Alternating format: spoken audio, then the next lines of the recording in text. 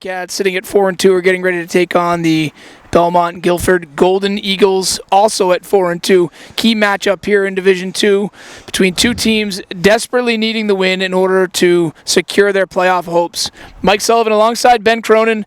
Ben, we've got a good one here. We got some really good athletes on the other side of the ball today. It's going to be a challenge to contain Riley Marsh and Isaiah Reese. Yeah, Isaiah Reese coming in, sophomore quarterback, Mike, who actually got some game experience last year as a freshman, and he certainly doesn't play like a sophomore, slinging it all over the field, and his ability to utilize his legs as well. His favorite target, Riley Marsh, the senior, is all over the stat sheet, both on offense and defense, actually having, I think, about 4 or 5 interceptions on the year, too, on the defensive side of the football.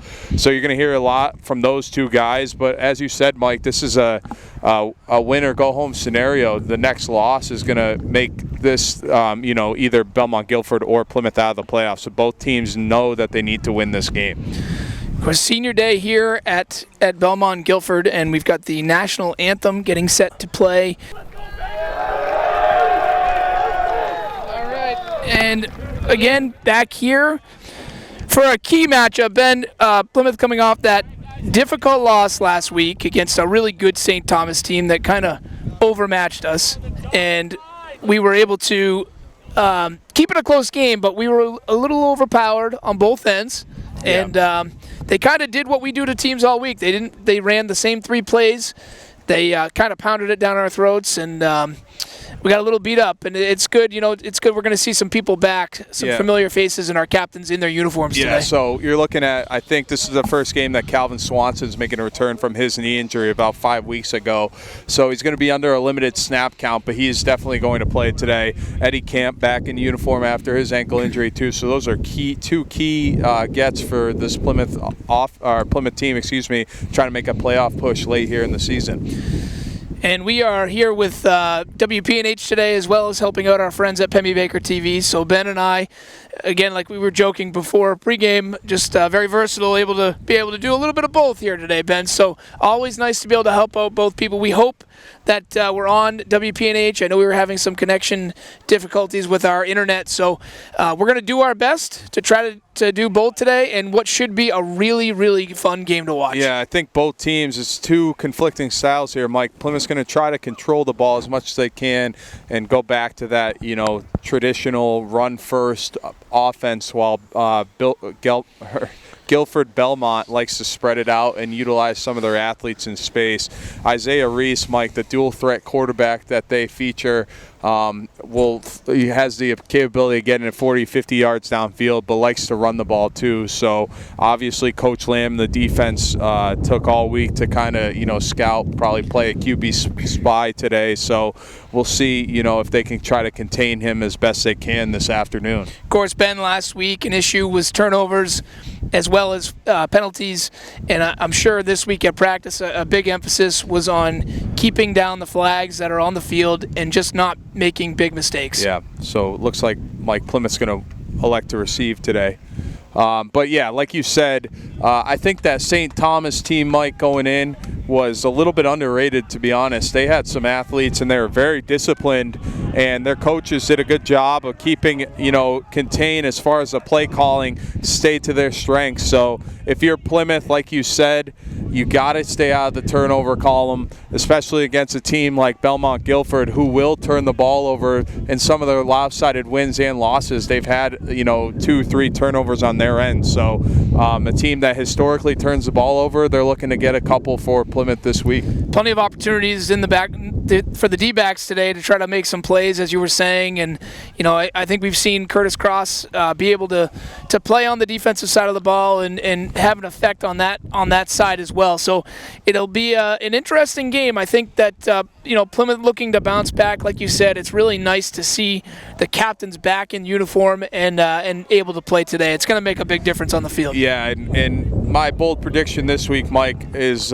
we haven't had much of these, but I'm thinking we're going to see a special teams touchdown this week. That's my bold prediction, whether it's a kick return, punt block for a touchdown, or something on the special teams column to really get ourselves going here. So yesterday in practice, a lot of practicing on this kick return. So we'll see if they can get some good field position to start this game. So here we go. Set to return will be Jake Crowley and Dylan Welch. Looks like Welch moves up. He's about the 25-yard line. So it's a low kick, an onside kick, going to be bounced and going to be down right at the 41-yard line for the Bobcats. Yeah, well scouted there. Coach Boyle and the special teams unit knows that they like to either squib it short or try to have something happen there. That I wouldn't necessarily call that an onside kick, but it kind of was. But I think if you ask Coach Sanborn if they would like to start their possession from, the 42, their own 42, I think 10 times out of 10 he would say absolutely. Of course, Belmont, Gilford, been traditionally a soccer school, and bringing it out here on the football field. Haven't had the program for many years, but definitely has some good athletes out there today. So here we go. It'll be 1st and 10. Ball's right on the 41-yard line. Cross at quarterback under center. He hands it off up the middle, and it looks like Anthony Ciotti is going to have a gain of about 5. Yeah, he's been so solid here for the Bobcats this year. Anthony Ciotti is one of those kids that just falls forward every time he touches the rock. That time gets the carry for a good 5 yards there on first down. It's going to be about 2nd and 5 coming up, 11:40 coming up with the second play of the game here, and the Bobcats looking to drive and try to capitalize early. Yeah. Curtis Cross going to bring his team to the line of scrimmage. He will be under center in a 2-back set. Looks like Welch and Ciotti back there. Takes the snap. Pitch goes over to Ciotti over the right side. Nice block by Welch as he bounces to the outside, crosses into Belmont Gilford territory, and has the first down. Yeah, that was a good block. Even though he chipped him a little bit, it looked like Dylan Welch on the edge got enough of Isaiah Reese to spring Ciotti close to a first down. Yeah, looks like it's going to be 3rd and short. My mistake. He was pushed out of bounds, so they mark him just shy. It's going to be a yard shy. It's about 3rd and 1 coming up. 11:15 to go here in the first quarter. No score. Into the wind, probably 4-down territory right around midfield. Here we go. Cross under center, 2-back set. Takes the snap. Handoff goes up the middle to Welch. He's got enough for the first down. He stays on his feet, keeps the pile moving. Yeah, that time they set that play up perfectly with 2 outside runs to the right, and that time just went with the fullback trap to Welch up the middle for a first down. So nothing fancy so far from the play calling from Coach Sanborn, just kind of lining up and playing power football the old Bobcat way and picking up another first down here for the Bobcats. That ball's on the Belmont Gilford 44-yard line, so it'll be 1st and 10, cross under center in a 2-back set. Ciotti and Welch.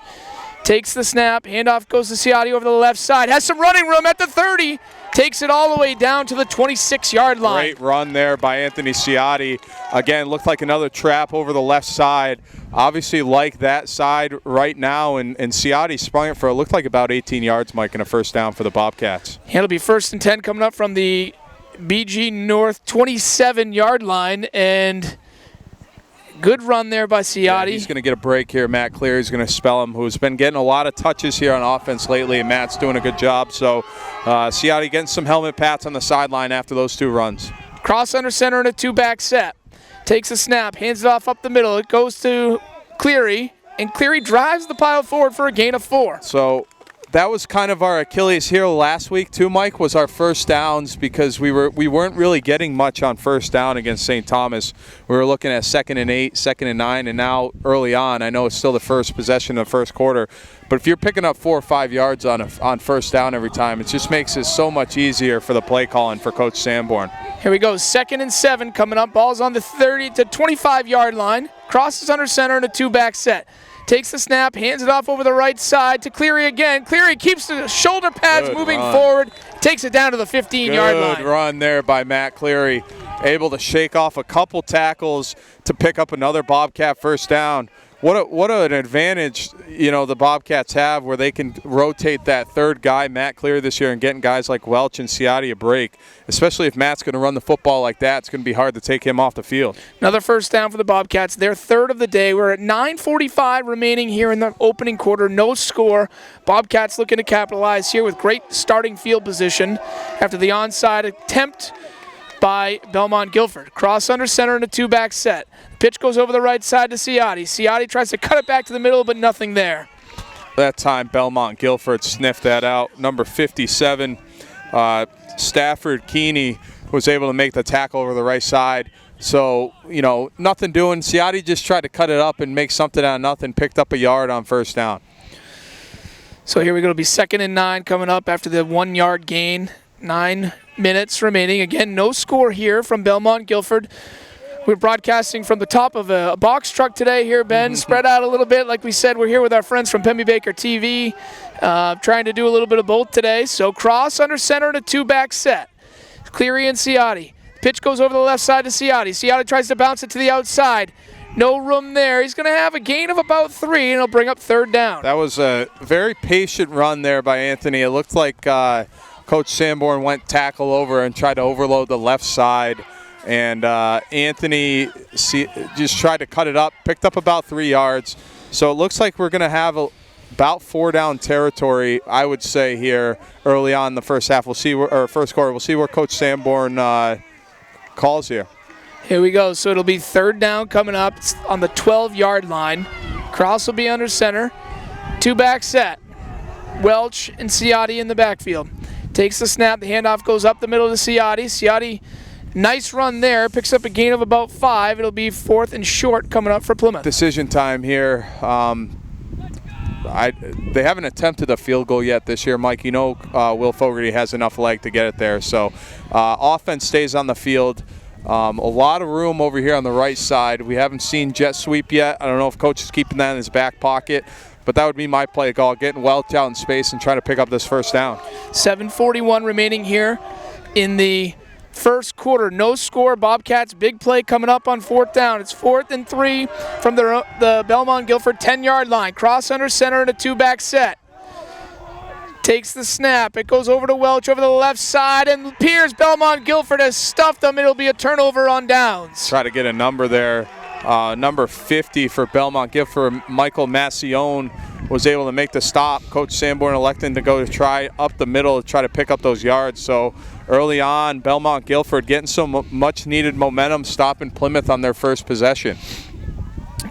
So the onside kick is going to end up working out in their favor as they get the big defensive stop that they needed, and a offense will come out for the first time today. It's Isaiah Reese in the shotgun. He's got 2 receivers to his left, 1 to the right, hands it off up the middle, and the pile keeps pushing forward as Belmont Gilford going to pick up a 1st down. Wow. And that is a fired up sideline over there. Yeah, that's the starting running back for Belmont Gilford. Looks like trying to get a number. But what a it looks like Austin Norman in there. What a push by Belmont Gilford right there. You don't think they want to win this football game, Mike? We got ourselves a good Saturday afternoon game. So Reese is going to be under center. He's going to hand it off up the middle, and finally they get him down to the ground for the first time today. Yeah, that's get a number there. It looked like Lyford on the tackle. Yeah, 26, Michael Keto with the carry. That time, Isaiah Reese was under center. You're going to see 2 formations from Belmont Gilford. One's going to be a spread-style shotgun. The other one's going to be kind of a 3-back under center. So normally like to run out of that formation. That time elected to use the run, but gain of 1 there on 1st down. Good job by that D-line from Plymouth. 2nd and 9 coming up for the Golden Eagles. 6:45 remaining in the first quarter. No score after the turnover on downs for Plymouth on their opening drive. Reese, the quarterback for the Golden Eagles, will be under center in a 1-back set. He's got 1 receiver split out over to the left side. Sends a guy in motion. Quarterback keeps it, has a guy downfield, and overthrown by about 10 yards. Sheesh, he threw that off his back foot about 45 yards, Mike. He let that thing rip. That's that formation, though, that they see a lot of the quarterback keep out of that, Mike, and I thought for sure he was going to elect to keep that. Great coverage downfield by Curtis Cross. As Curtis was saying, he was getting held too. But Curtis has been one of the staples on D this year, Mike, obviously playing quarterback, but he anchors that defensive secondary for Coach Lamb, that time showing why he's all-state nod, not only for offense, but for defense as well. Here we go, a big third down play coming up for Both teams, Isaiah Reese in shotgun, one receiver to his left and two to his right. He drops back to pass. He's looking left. Bobcats are in pursuit. Comes up throwing, has a man downfield. Pass broken up by Jake Crowley. Great defensive play by Jake Crowley right there. Not only was he step for step coverage, got his head around and batted the ball down. It was a good throw there by Reese, but Jake Crowley coming up with a big defensive play and give credit where credit's due. Jay Vaughn got some good pressure there off the edge rushing, so a good answer by this Plymouth defense. Yeah, they did a nice job containing him in the middle of the field, too. They didn't want him to get it to the outside and be able to use those legs to pick up the first down, make him go to the air, and Jake makes a great play. Here comes a punt coming up for the Golden Eagles, 6:16 remaining, no score. Something to note, the punter actually has an end-over-end long snap, so a little sketchy. I know Coach Boyle was watching that in pregame. So Welch is set to return, heels right at midfield. It's a low snap, nearly blocked. Welch is going to fair catch it right at midfield. Almost dialed it up, Mike. End over end. He one-hopped the punter, and we almost blocked it too. Would have that been a momentum changer right there? If that snuck by him, it was actually a good play by the punter. So once again, good starting field position for Plymouth. They'll have it right at the 50-yard line. It'll be 1st and 10 coming up, 6:16 remaining in the first quarter, no score. Both teams kind of feeling each other out here a little bit, Ben, and Plymouth looking to capitalize on the ground and see if they can capitalize with a touchdown here. Yeah, we have not seen any jet sweeps so far today. Right. Be interesting to see if they go to that formation. Cross will be under center. He's going to hand it off to Ciotti up the middle. Ciotti has running room as he tries to bounce to the outside, but takes it for, looks like enough for the first down. It'll be 1st and 10. Good run again by Anthony Ciotti. That time looked like 11 yards. They're going to, questionable spot. We'll see. Oh, yeah, they're going to move the chains. So good play there on first down. Mike, it's worth noting Belmont Gilford, their first, 4 plays, 2 runs, 2 passes, and both passes were not short routes either. They're looking to hit the home run over the top, try to get some of that momentum going. Cross will be under center, 2-back set on 1st and 10. Ball's on the Belmont Gilford 40-yard line. Drops back to pass, has a guy at the middle, takes a shot, ball is out, and Belmont Gilford has recovered. We have a flag down on the play. So Curtis just got smoked on that, and everyone was kind of jumbled in there. So we're going to see what the flag is. Yeah, there was it was a blindside shot to Curtis, and the ball left his hand. It looked like he was throwing it, but the ball came out, and Belmont Gilford actually picked it off. And they're going to call holding against Plymouth, so that's going to be Belmont Gilford's football. Yeah, they're going to decline it, so it'll be big play there by Belmont Gilford. Their defense coming up big. They're going to get a turnover. They're going to have it on their own 48-yard line. 5:44 to go here in the first quarter and no score. So we talked about it. You have to stay out of the turnover column, Mike. And thus far, 2 series, a turnover on downs and now an interception. So looks like they're going to have to lean a little bit on the defense here once again. Here we go. Reese will be under center. He's got a guy in the backfield with him. They have some movement there. It's going to be a flag. We saw the patented defensive shift. It gets Belmont and Gilford to jump. Yep, so. And it will be a false start and move them back. Yep. That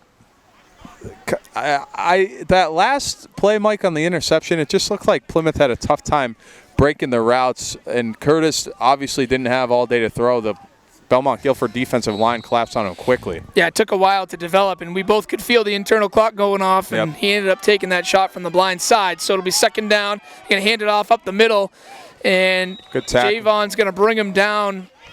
Looks like almost back to the original line. Javon got a good lick on him there, Mike, and Belmont Gilford running back number 21, Austin Normandin, is slow to get up.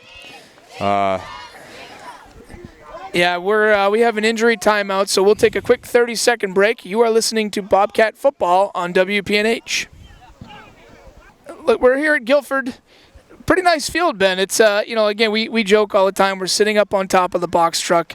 We've got a nice setup. Plymouth always, they travel well. They bring staging. They get the box truck from Valley Run Properties and Will Lambert, who donates the truck for the day. And, it works. We make it work. We've got a nice little setup up here, so we're able to bring the action to you as best we can. So 5:28 to go, kind of a back and forth game, and out of the injury, it looks like it's going to be second down coming up. Be 2nd and 10. Yeah, so it looks like Belmont Gilford's coming out, and they're splitting Isaiah Reese out. Yeah, so they're going to have a new quarterback. It's a low snap. Ball is down. Ball is out. Bobcats are in. Ball's out. Fumble. Looks Ball like is out. Fumble. Javon. That's got to be close to Javon right there. Javon's got it. Great play by Javon Kador right there. They went almost to like a wildcat, Ben. They brought in number 26, Michael Kiddo, to be the quarterback. They split out Isaiah Reese to the left side. It was a low snap. Kiddo tried to get it and pick it up and run with it. He ended up getting brought down by Kador. The ball popped out and recovered by Plymouth. Yep. So, like I said, both teams kind of feeling each other out. We're going to have 1st and 10 for Plymouth on the Golden Eagle 35-yard line. I would say a very sloppy start by both teams, Mike, but here we are. Here we go. Curtis is going to be under center in a 2-back set. He's going to hand it off over the right side to Ciotti. Ciotti's got a nice run there. It's going to be a gain of 6. He's been kind of the bright spot right now early on for the Bobcats. He's averaging about 7 yards a carry. So we'll see. Plymouth's going to elect to go no huddle here, Mike. So Cross is under center, the 2-back set. Hands it off up the middle of Ciotti. Again, Ciotti trying to bounce it to the outside. He's going to have enough for the first down as he stayed on his feet and looked like he gained probably another 2 yards. Yeah, it was a good stiff arm he just laid right there. And Anthony's running tough right now. He's putting the team on his back. And Plymouth's going to elect to keep the tempo up. You're going to go no huddle. So Cross, once again, will be under center. This time 1st and 10, 2-back set. Welch and Ciotti. Ball goes to Ciotti. Ciotti has a great run up the middle. He's going to have a gain of about 7. Yeah, they're going to keep feeding him the rock. I think he wants him on the ball again. So it's kind of a here's what we're going to do, try to stop a situation here for the Bobcats. 4:20 to go here in the first quarter. No score. Cross under center. Little no huddle. Ciotti takes it over the right side. He's going to have enough for the first down as he brings it inside the 10-yard line. They're going to stay on the ball. Eddie Camp had a great block there to spring Ciotti. Ciotti's getting tired, but he's running hard. Here we go once again. 1st and 10, and we've got a whistle on the field, and we're a little unclear. Yeah, they didn't move the sticks, so because that was a first down. I don't know if Coach Sanborn's going to be happy with the kind of free timeout they're getting because it's going to be 1st and goal.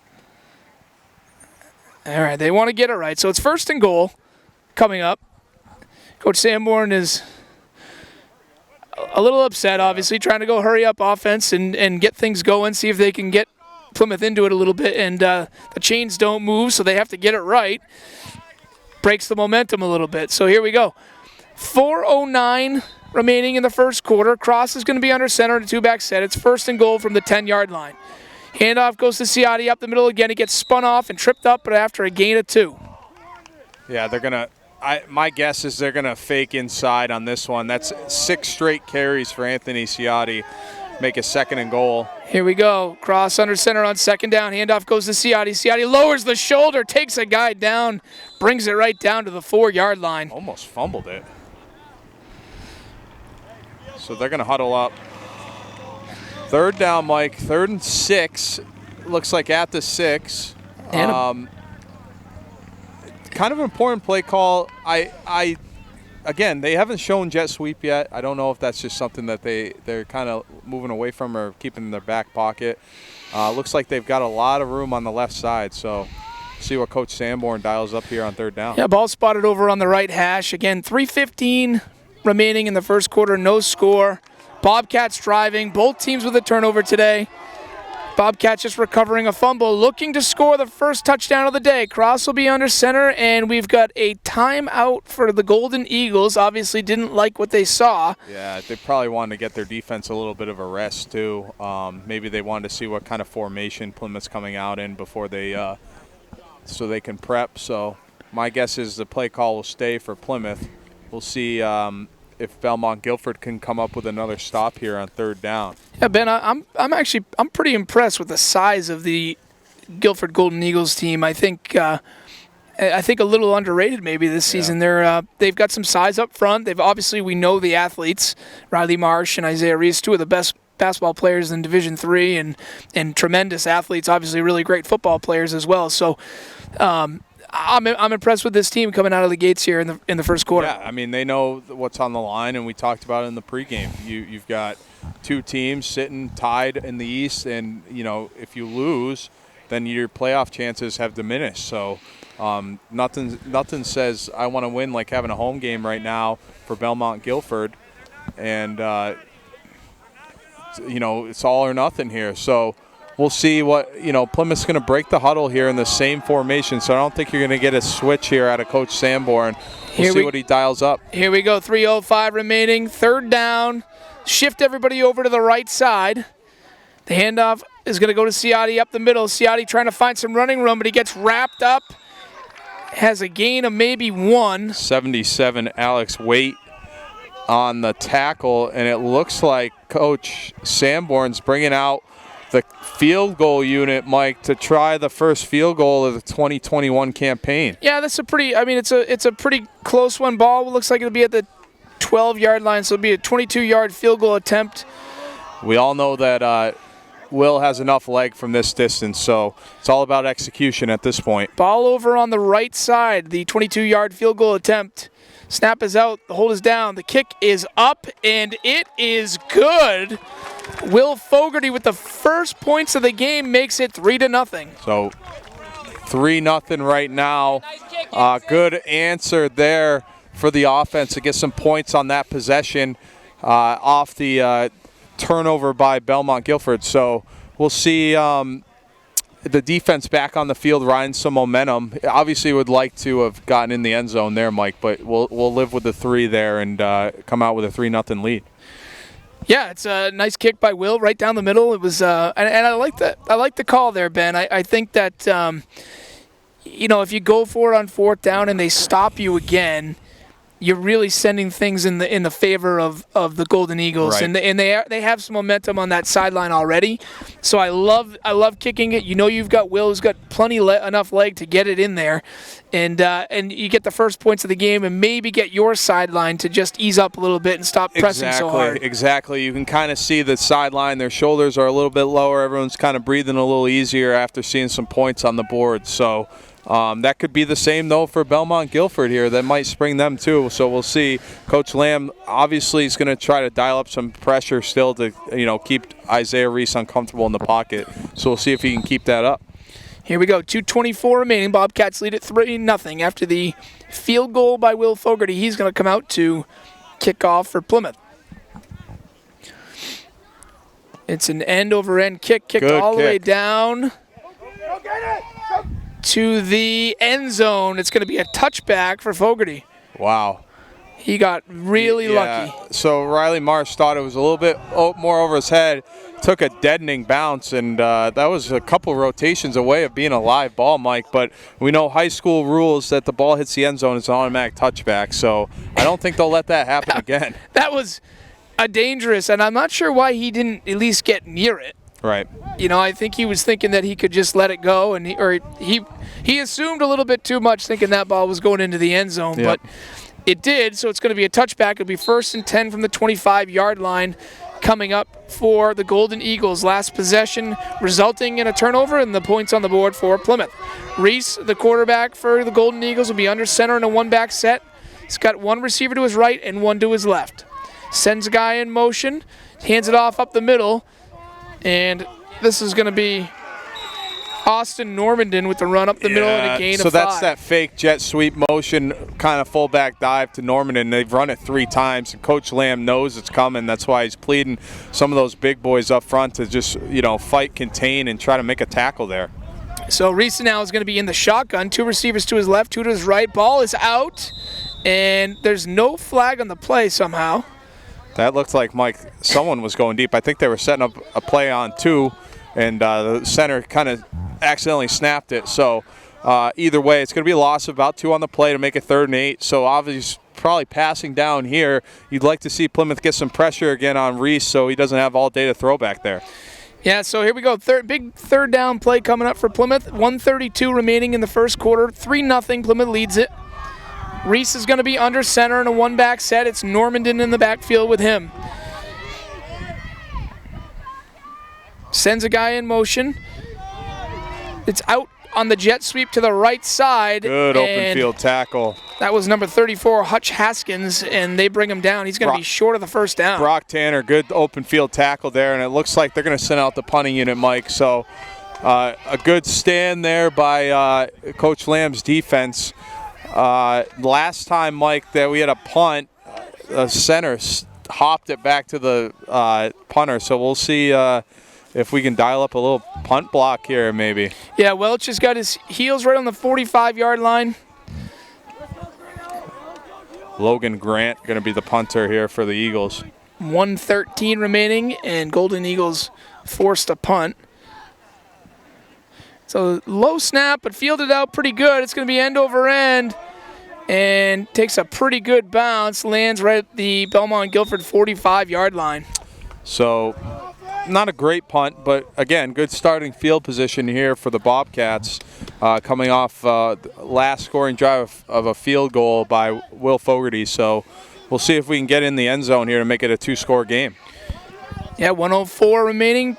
Plymouth looking to drive and see if they can score their first touchdown of the day. Like we said, we haven't seen any jet sweeps today. We saw a lot of them last week, and especially to Dylan trying to bounce him to the outside using that speed. This might be it here, Mike. A lot of room on the left side. Yeah, here we go. It's Ciotti in the backfield, one back set.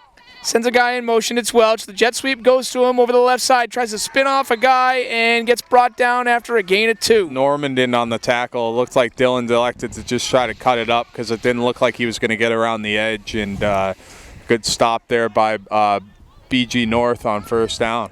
Yeah, we're just at about 45 seconds left here in the opening quarter. Again, the Bobcats lead at 3-0. It's going to be 2nd down and 8 coming up for Plymouth from, looks like, the 44-yard line of the Golden Eagles.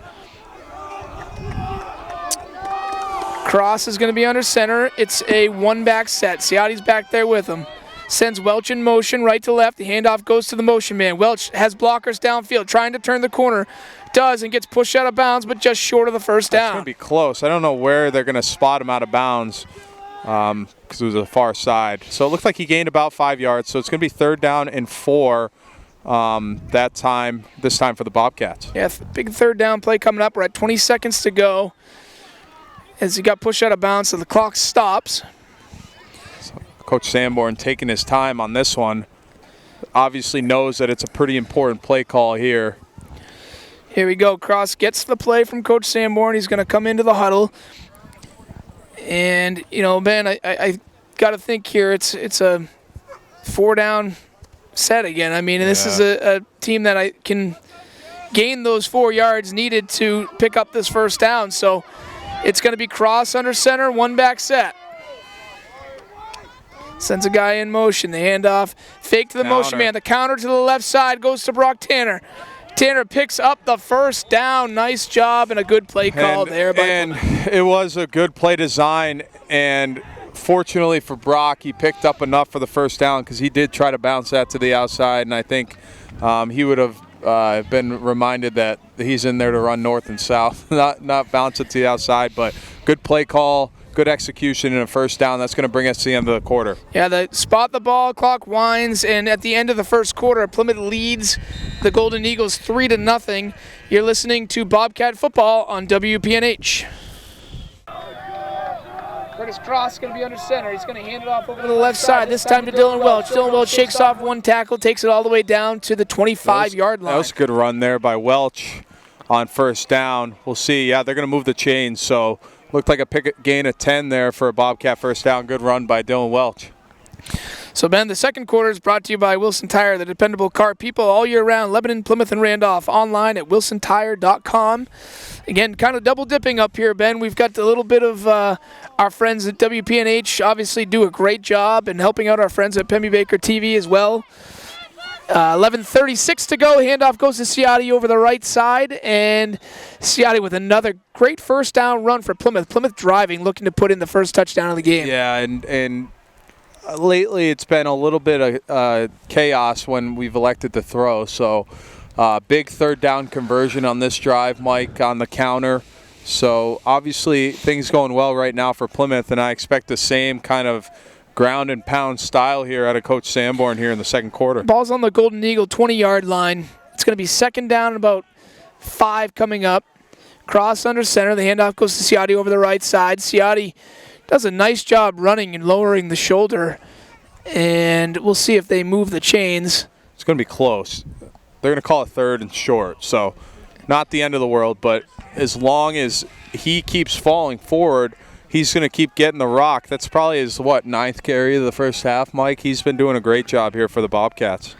Yeah, they're going to go third down. I mean, he's got to be – they're calling him short. They're not even going to come out and measure it. So they're going to just call him short. He looks like he's got maybe a football to go.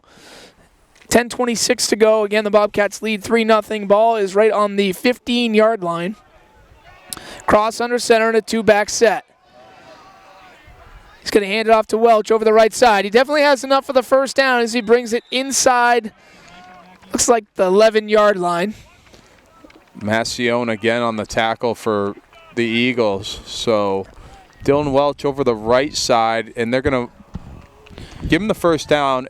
Whether it's first and goal or another 1st and 10, I don't know. We'll see. But it looks like it might be 1st and 10 from Belmont Guilford's 12-yard line. Yeah, which helps. It gives us 8 downs, Mike, to get in the end zone. So here we go. 9:50 remaining in the second quarter here. Bobcats lead at 3-0. They're driving here on first down. Cross is under center in a one-back set.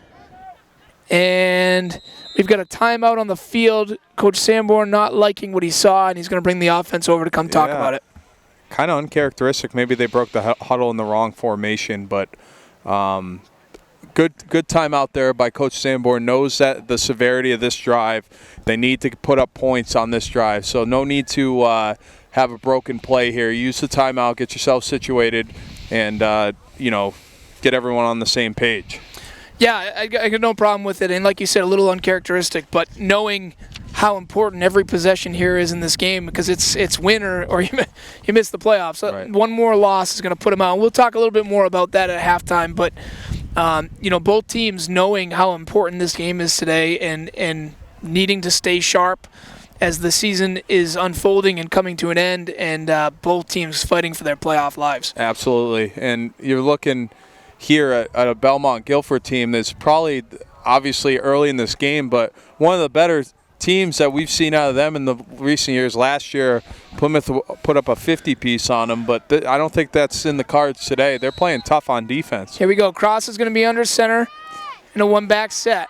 He's going to send Tanner in motion. Tanner takes it over the right side, tries to cut it back to the inside, and he's going to have a gain, looks like, of about 4 or 5. They're going to bring it inside the 10-yard line. Kind of a slow developing play right there, but we still picked up about 5 yards on first down. So if there's one thing that was kind of our Achilles heel last week was our first down play. This week it's been night and day, as we've probably averaged about 5 or 6 yards on first down this week. So obviously going to want to keep that up as Plymouth's doing a good job moving the ball on first down. And 9 minutes remaining here in the first half. Bobcats leading 3-0. It's going to be 2nd and 5 coming up.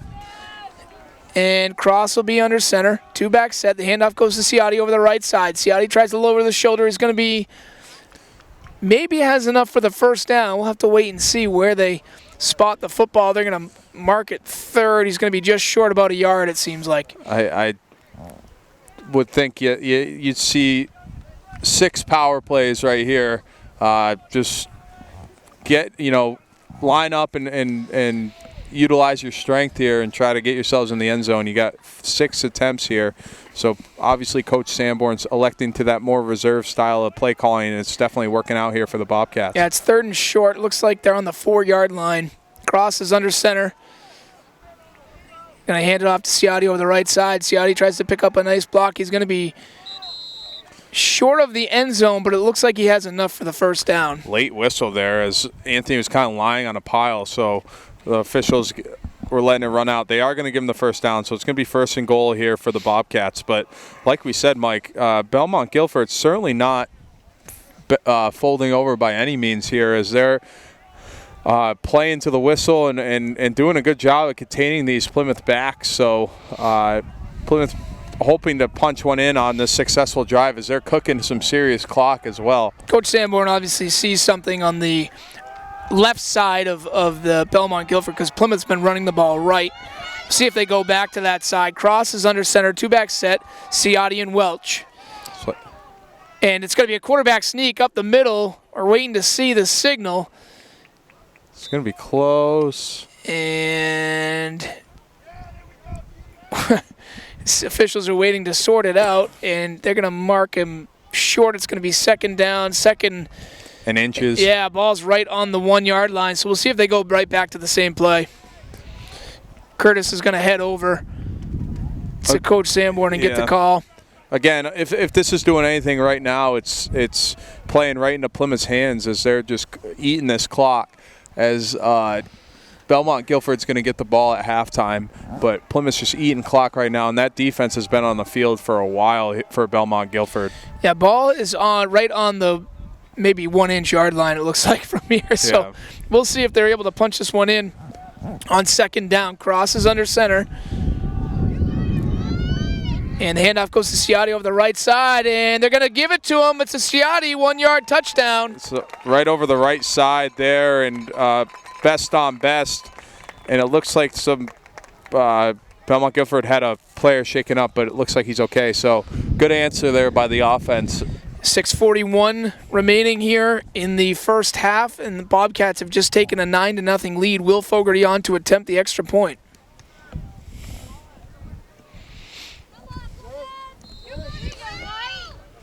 And it's a good snap, good hold, and a good kick. And the Bobcats take a 10-0 lead. Again, good answer there. And if you're Belmont Guilford, no reason to panic yet. However, you'd like to start, moving the ball here on offense a little bit. Last time, electing to try to go deep and having some issues with snapping and penalties. So we'll see if they can clean it up and put a drive together here to respond to Plymouth's touchdown drive. Yeah, 6:41 left, and the Bobcats just took a 10-0 lead. And after the successful extra point, Fogarty will come out to kick off for the Bobcats. And Ben, I think you're right. I think it's time for Belmont Guilford to respond. I mean, if they're going to do anything in this game, this is a huge drive for them. Plymouth with 2 of their timeouts, and the Golden Eagles also with 2. So plenty of time left on the clock, 2 here in the first half with 6:41. We'll see if the Bobcat defense can shut them down and get the ball back and maybe look to score one more time to close out the half. Right, which is doable. And Plymouth's got 2 timeouts. Belmont Guilford has 2 timeouts as well. So Fogarty kicking with a little wind help right now. It seems like it's swirling, but last time the return man elected to go over his head and it almost deadened and became a live ball. So we'll see where Coach Boyle tells Will to kick this one. Here we go. Fogarty, the boom over to the left side, goes to Marsh. Marsh takes it at the 20-yard line. Bobcats trying to get downfield. They do. Marsh spins off one guy, stays on his feet, takes it all the way to the 30-yard line. Looks like tackled there by Will Foisey, the sophomore. So he's been doing a good job on special teams as well, but Riley Marsh was able to make something out of nothing there, and he took it all the way down to right around the 30-yard line. So Golden Eagle offense will take over with 6:32 to go here in the first half, trailing 10-0. And Ben, we've seen Isaiah Reese show off that arm a little bit, and we'll see if they go back to it. But they've really been trying to pound the ball up the middle a little bit. It looks like probably just to set something up. Right. Marsh, the receiver, is split out over to the left side, and Reese is going to be under center. He's got one guy in the backfield with him. Sends a guy in motion right to left. Handoff goes to the motion man up the middle, and no gain on the play. Caden Sanborn on the tackle. Looked like they went counter. Caden with a good tackle. Yeah, we're coming up on 6 minutes to go. Loss of 1 on the play there, so it's going to be 2nd and 11 coming up. Ball's on the Golden Eagles 29-yard line. And Reese this time is going to be in the shotgun. He's got one receiver to his right. He's got trips over on the left side. He's got one guy in the backfield alongside him.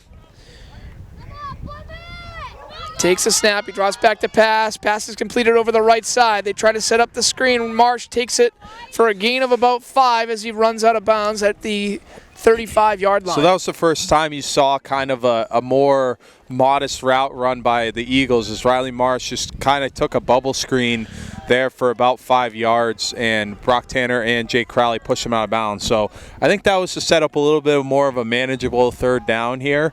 But this is, I don't want to say a must convert here for the Eagles, but they certainly need to get something going. And if they were to give Plymouth the ball back and Plymouth punch one in, that would be a huge deficit. So here we go. Reese is going to be in the shotgun once again. Third down coming up. Takes a snap, rolls to his right, has a receiver downfield. He's going to tuck and run as he shakes off one guy, dumps the ball off, and pass is going to be incomplete. Why didn't he try to run that? And I don't even know, no flag. It looked like he was about 4 yards past the line of scrimmage there. It looked like if he just tucked it and ran, he would have had a better chance of picking up the first down. But either way, Plymouth will take it. Yeah, no doubt that's a break for Plymouth. I think, like you said, if Reese tucks that ball, he's got a first down. But it sets up fourth down now, and with 5:37 to go in the first half, the Golden Eagles are going to be forced to punt. That was obviously Isaiah Reese, a sophomore, will learn from that, but that's a situation where he's a good enough athlete. He's got to try to pick that up with his legs. And quite the stiff arm he had. Absolutely. Shake a tackle. So it's a good snap here on the punt. Bobcats try to block it. Nothing there. End over end kick. Takes a really good bounce for Gilford, and ball's going to be down at the 25-yard line. Bobcats will need to go 75 yards to punch one in with 5:26 to go. It's almost looked like a different snapper, Mike. That ball was ripped back there from the long snap, and it was a good punt too, end over end. So Belmont, Guilford special teams definitely winning that, as Plymouth's now going to take over at their own 25. So last time electing to obviously go with a more reserve style, just ground and pound. So plenty of time left on the clock. 5:26 left here in the first half. So we'll see if Plymouth can punch another one in. Like we said, 2 timeouts for Plymouth here, so no issue there trying to move the football. Crowley's going to be the receiver on the right side as the Bobcats come out in a one-back set. Cross will be under center. Dylan Welch goes in motion. It goes to the motion man. He cuts it back to the inside, has a nice block downfield, tries to get to the outside, and gets brought down after a gain of 7. I'll tell you what, it looks like Dylan was going to break one there. Isaiah Reese closed on him in a hurry and made a tackle on first down. But either way, another 5-yard gain on first down for the Bobcats. So there are now 5 minutes to go in the second quarter. Bobcats lead at 10-0. It'll be 2nd and 4. Ball's right on the 30-yard line. Plymouth's 30-yard line. So Crowley will be the receiver on the left side this time. Ciotti in the backfield, cross under center. He's going to send Welch in motion. Fake it to the motion man. The counter goes to Tanner over the right side, and Guilford stays home and takes him down for a loss. Massione again. He's been kind of a guy up front for the Eagles. That must be his 4th tackle in the first half. But anyway, Coach Sanborn, I thought, called a great play call there. Just had one man to beat, but Massione took him down for a loss of 1. So it's going to be 3rd down and look on a long 7 here for the Bobcats. Yeah, they're at 4:15 to go in the second quarter. Again, Bobcats lead at 10-0, and this is going to be a big conversion if they're able to get it. Looks like it's about 3rd and 7, so Cross is going to come out. Ciotti in the backfield. He's got Crowley as the receiver on the right side. Sends Welch in motion. It goes to the motion man. Welch trying to bounce to the outside. Good patient run by him. Gets pushed out of bounds. He's going to be shy of the first down. It looks like it's going to be 4th and about 1. This is an interesting play call here. Coach Sanborn, it's going to be 4th. It's going to be 4th, and it looks like Mike a long 2. Yeah, so they. I wouldn't be surprised if Coach Sanborn sends his offense out there and tries a hard count to try to see if he can get Belmont Guilford to jump off sides. Yeah, there we go. Big play here coming up. It's 4th and 2. Ball is on the Bobcat 33-yard line. 3:48 to go. And we know, Mike, not sure if I agree with this but we'll see what happens. Here we go. Cross is under center. Ciotti in the backfield. Sends Welch in motion. It goes to the motion man. Welch cuts it upfield. He has enough for the first down as he gets stuck. He got stuck on that play, but either way, it's going to be enough for a Bobcat first down. So Dylan doing a nice job of just making sure he can cut it upfield. And when Mike said he got stuck, he certainly got stuck right at the first down line, but picked it up. Yeah, I felt that one. You felt that one. I think Dylan's definitely going to feel that one tomorrow. Yeah, for sure. Here we are, a big first down pickup. It's going to be 1st and 10 coming up for Plymouth. Crosses under center in a one-back set. Sends Welch in motion. They fake it to the motion man. The counter goes over the left side to Brock Tanner. Brock Tanner with some running room. Takes it to midfield. The 40. It takes it to the 30. Now coming downfield to the 10. Inside the 5. Touchdown, Brock Tanner. That time, Coach Sanborn, the last counter, Mike, had been looking at the film, and it looked like they made a quick adjustment on the fly. And Brock Tanner was shot out of a cannon on that one. Actually had some breakaway speed and gave Plymouth a huge lift there on the third. It looked like about a 60-yard touchdown for the Bobcats. Good to see Brock out there. I know suffered a rib injury last week, so it was a little uncertain all week if he was going to be able to play, and good for him for toughing it out. And a huge run there makes it 16-0, and Will Fogarty out to attempt the extra point. The kick is up, and it is good. So the Bobcats take that 17-0 lead here with 3:20 to go in the first half. So looks like 3 consecutive scoring possessions there for the Bobcats after the field goal make by Will Fogarty. So I think you're right. We kind of settled in after seeing some points on the board, and right now the offense is clicking. And what kind of sprung us too, Mike, early on was, a little bit of unbalanced play by our offense, but our defense and a huge play by Javon Kador early on in this game to force the fumble. I think that's kind of what sprung us back into reality here, and now Plymouth's looking at a 3-score advantage. Yeah, like I think you said, it was important for us to see some points, Ben. They, going back to last week and talking a little bit with Coach Sanborn last Sunday, kind of telling us that he thought it was one of the most flat that he's ever seen a Plymouth Bobcat team get off a bus. And a lot of factors with that. And, I think no locker room and, you're obviously you're on the road, so it's never easy when you're on the road. But kind of a slow start again today, so it was nice to see things get going with the Fogarty field goal and kind of rolling here, leading it 17-0. So Fogarty set to kick off. It's a good one. And this one is blasted all the way back to the 1-yard line. This time, Riley Marsh picks it up, shakes a guy, stays on his feet, and a huge shot as he gets brought down right at about the, looks like the 19-yard line. Mason Lassard popped him on that one. It looked like Will Foisey had a chance to really pin him back, but that's what he did last time, Marsh, and that time the ball just deadened, and he certainly paid the price on that one, Mike. Yeah, I think you said it, Ben. Marsh, on the last kickoff, he tried to let it go into the end zone. This one looked like it was going to go to the end zone. Will absolutely blasted that ball. It took a great soft hop and landed right at the 1-yard line. Marsh wisely picked it up. Pretty good return after him having to panic late and pick that ball up and bring it back out to the 19-yard line. Reese is going to be in the shotgun. One guy next to him. He's going to fake the handoff. He throws it downfield, has a guy down. Curtis Cross got tripped up. Gilford is off to the races. 20, 10, 5. Touchdown by number 80, Logan Grant.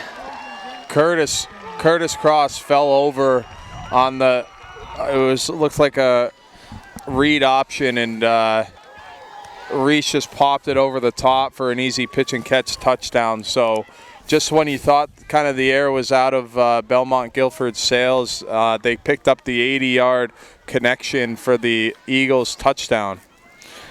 Yeah, and it's a game of momentum, and it looked like we had all of it.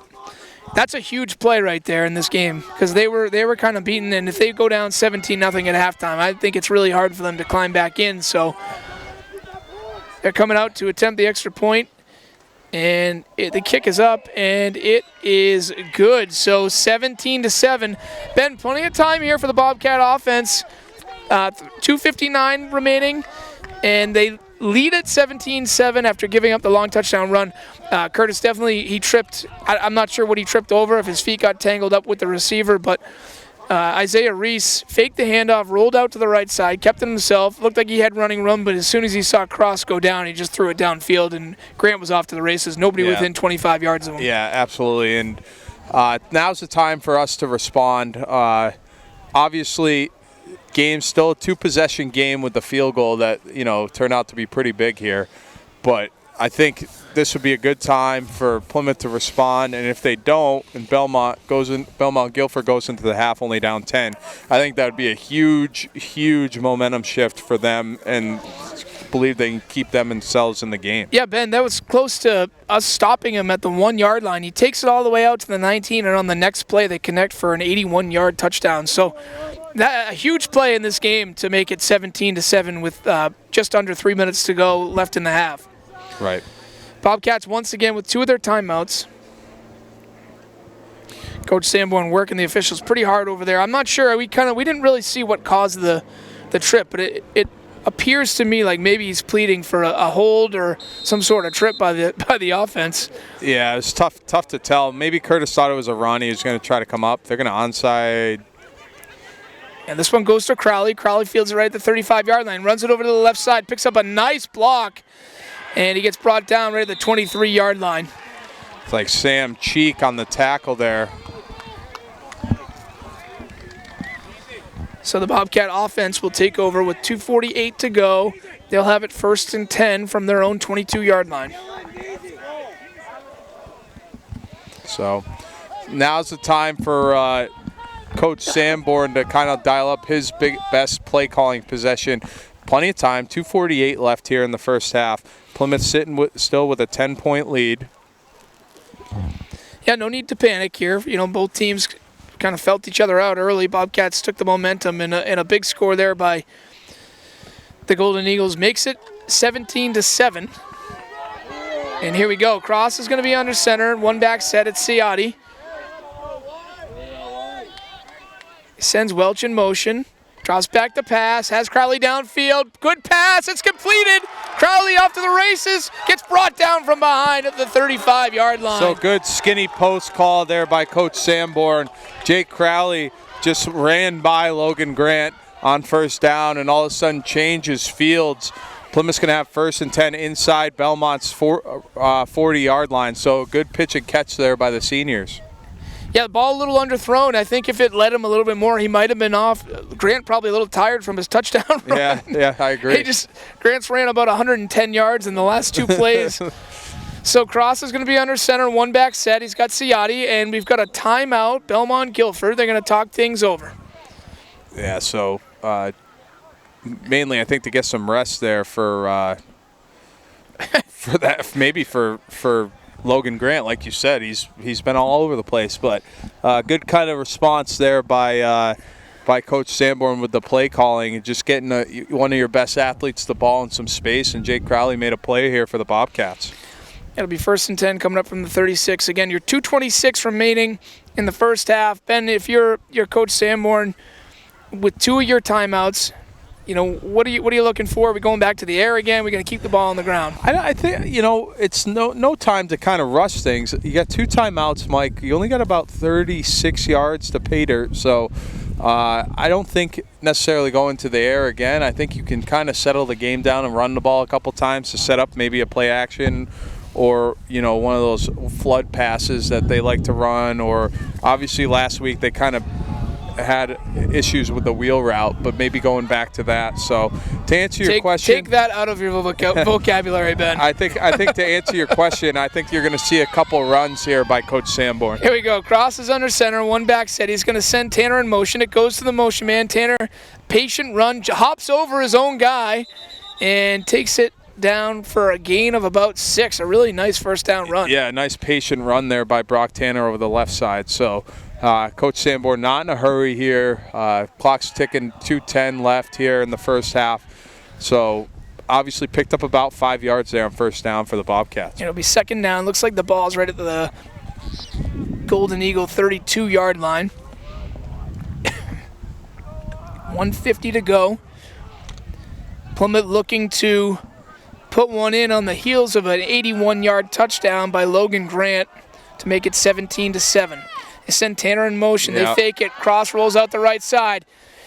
Looking for a guy downfield. He has one. Pass is completed. Dylan Welch gets out of bounds and stops the clock. So what that run did was it set up play action for the flood pass, and Curtis just threw one of his better passes I've seen a little bit. Had some zip on it, Mike, right to Welch, kind of running that drag route to pick up the first down, and Dylan Welch wisely ran out of bounds. So it's going to set up 1st and 10 right at the 18-yard line for Belmont Gilford. Yeah, good play. Head cross on a double, or Crowley on a double move to the sticks. It looked like it opened up underneath for Welch, and Welch made a great play, like you said. Wisely gets out of bounds, stops the clock at 1:34 to go here in the first half, and the Bobcats leading it 17-7. You also, Mike, looked at the offensive line there, gave Curtis plenty of time to get outside of the pocket and make a good throw. So here we go on first down. Crosses under center, one back set. He's got Ciotti.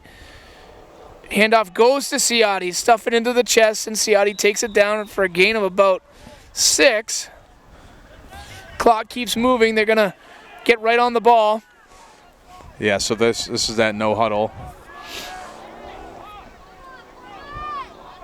Here we go. Cross under center. 2-back set. Takes the snap. It goes to Welch over the right side. Welch jumps a tackle, spins off to the left side, and goes down. It's going to be a first down, set up 1st and goal for Plymouth coming up. So while they set up for 1st and goal, that stops the clock at 1:07. So it looks like Coach Sanborn likes this tempo. He's going to keep the no huddle going here for the Bobcats. Here we go on 1st and goal. It goes over the left side this time. Ciotti, nice patient run, trying to feel it out and get to the end zone. Gets brought down to the 4-yard line. And Coach Sanborn is going to call a timeout. It looks like they got a timeout, and it looks like a Belmont Gilford player is down on the play. So a lot happening here at the end of the first half. Yeah, they've got 54 seconds to go. We're going to stay right here, make sure we don't miss any of the action. Plymouth leads at 17-7. It is 1st and goal from, it looks like about the 6-yard line. It's kind of hard to tell that the far side of the field. But, yeah, pretty good drive here, Ben, set up by that Jake Crowley. About 35-yard pass, and another one underneath to Dylan Welch as he got out of bounds and stopped the clock. So setting themselves up to answer that long touchdown by the Golden Eagles. Yeah, so not the end of the world giving up that score. Obviously, not ideal having the one guy in coverage fall. Kind of a pretty routine pitch and catch. But what's important is the response here by Plymouth.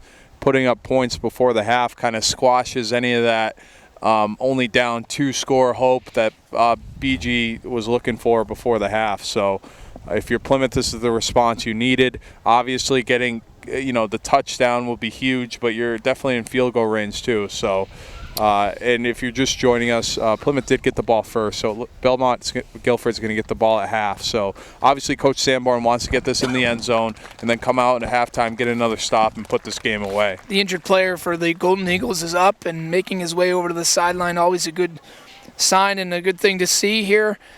Any Saturday we're out here covering the Bobcats. We like to see the kids all be able to get up and get off the field on their own. So out of the timeout, it was the injury that Coach Sanborn probably could have saved a timeout had he seen the guy go down, but a tough one because you got to call that timeout right away. You want to utilize all your time. Right. On 2nd down, 2nd and goal coming up for Plymouth, and once again, the ball is spotted right at the 5-yard line. So my guess is he's got either a 2-play series here called. So if they don't pick up the yards they need for a touchdown, they're going to get right back on the ball. So they were probably rehearsing that during the timeout, but we'll see what looks like Plymouth's going to come out in a kind of a tackle over situation here. Here we go, cross under center, 2-back set. He hands off to Ciotti. Ciotti tries to drive forward, gets a nice push from his teammates. They're going to blow the whistle dead. Forward progress takes him down to the 2-yard line. So it's going to be a 3rd and short. Yeah, Plymouth's going to get on the ball. 40 seconds here and ticking. Here we go. Cross under center. 2-back set. 3rd down. 3rd and goal from the 2. Hands it off to Welch on the right side. Welch has a hole and picks up the touchdown. So they answered just what they needed there for the Bobcats. Run over the left side, run over the right side. Right side delivers, and Plymouth's going to take a 23-7 lead here with 30 seconds left in the first half. And the first quarter went by in about 10 minutes. The second quarter has dragged on a little bit longer here. And but, of course, touchdowns being the reason. Fogarty out to attempt the extra point. It's a good hold and a good kick, and the Bobcats lead it 24-7. 30 seconds to go in the first half. Once again, we'll stay right here with you. Make sure you don't miss any plays. And if you're the Golden Eagles, you're probably trying to just take this into halftime. Yeah. No damage done, trailing 24-7. Right. Unless you try, unless you get some sort of good return right around the 40, I think if you pin back anywhere upside the 30, then you're going to see them either just concede to the half or take a knee. So we'll see what happens. Yep, so, and it's been somewhat sloppy there for the Golden Eagles, their returns. They've let a couple of them bounce, but Fogarty is getting into the ball today for sure. Yeah. You saw it live on the first field goal. Maybe that's what he needed, the confidence, just get it going. Yeah. Will 3 for 3 on extra points, and he converted on what was about a 25-yard field goal too. So been a staple here for the Bobcats this year. Has been Mr. Consistency, so he continues the trend here at Belmont Gilford. So here we go. Leading it 24-7. 30 seconds remaining in the second quarter. And Fogarty is getting set to kick. It's a good one, end over end, all the way down to Riley Marsh at the 10-yard line. Gets it to the 20, has blockers downfield. Jake Crowley there backpedaling. It's a good return by Marsh as he gets forced out of bounds finally. They're going to call him out right about the 39-yard line. Good return by Marsh. Yeah, so that's gonna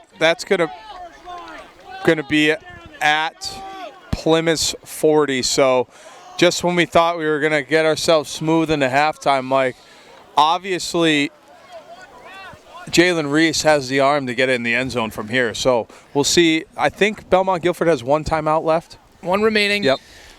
Trailing 24-7. They're going to have 1st and 10 on the 39. Yeah, this is where you need to come up with a stop here before the half. You cannot let them pick up any sort of momentum here before halftime. So Reese is going to be in the shotgun. He's got 2 receivers to his left, 2 stacked over on the right side. Rolls out to the right side, has a man downfield. Bobcats in pursuit, throws on the run, pass is complete, and Normanden's going to get forced out of bounds right at the 21-yard line. Actually, he was trying to cut it up. He's fortunate he stepped out of bounds, or else his coaching staff was going to be very angry with him.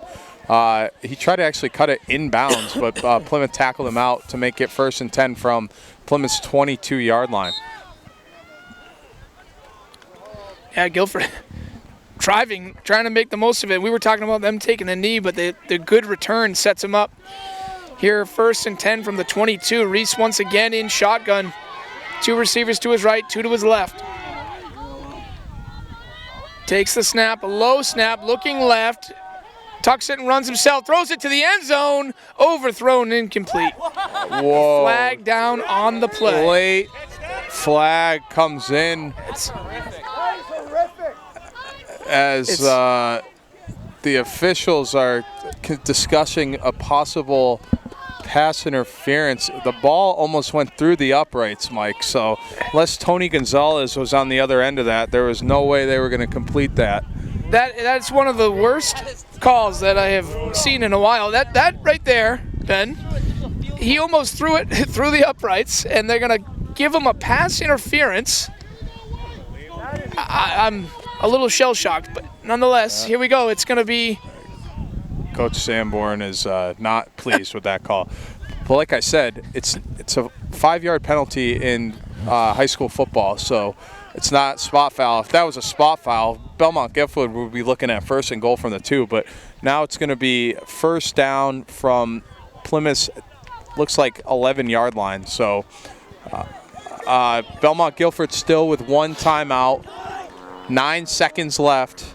Yeah, they take that, brings them down. It gives them a 1st down, and it brings them to the 11-yard line. So with 9 seconds to go and 1 timeout, wow. Reese able to make things happen with his legs here.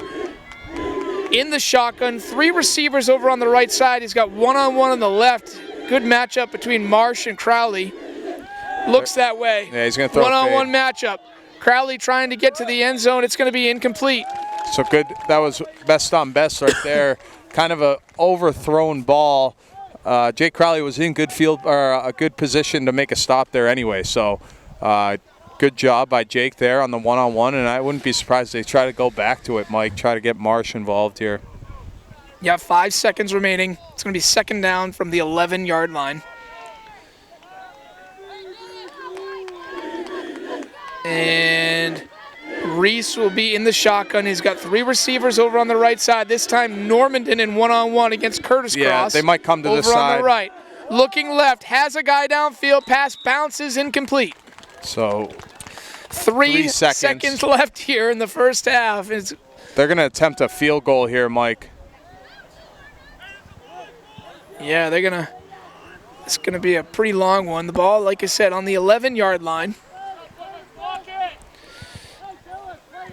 And the ball is going to be on it looks like it's right on the 24-yard line, so it'll be a 34-yard field goal attempt. Normandin, the kicker for Guilford, with 3 seconds to go. It's a good snap, a good hold. The kick is up, and it is wide right. No good. Clock hits zeros, and the Bobcats take a 24-7 lead into halftime. When we come back, we'll recap scoring. We'll talk about the biggest football game of the week yesterday, Campton-Thornton flag football game, and then we'll talk about the playoff matchup and potentials coming up. You're listening to Bobcat Football on WPNH. A strange first half, Ben. Both teams kind of feeling each other out with some turnovers by both teams to get things started. And the first field goal of the season, a 22-yarder by Will Fogarty, got us going and really have never looked back since and took a 3-0 lead. A great kick right down the middle. They were stuffed on 4th down on their opening drive. From there, it's kind of been all Bobcats. Another 1-yard touchdown run by Anthony Ciotti and a good extra point by Fogarty. That made it 10-0. The Bobcats scored a Brock Tanner 63-yard counter and made it 17-0 after the Fogarty extra point. Good. Bobcats kind of in control on the very next play. A good return was set up by a 81-yard touchdown to Logan Grant for Guilford, and kind of stunning everybody over here, including you and I, because we thought that they may just take a knee.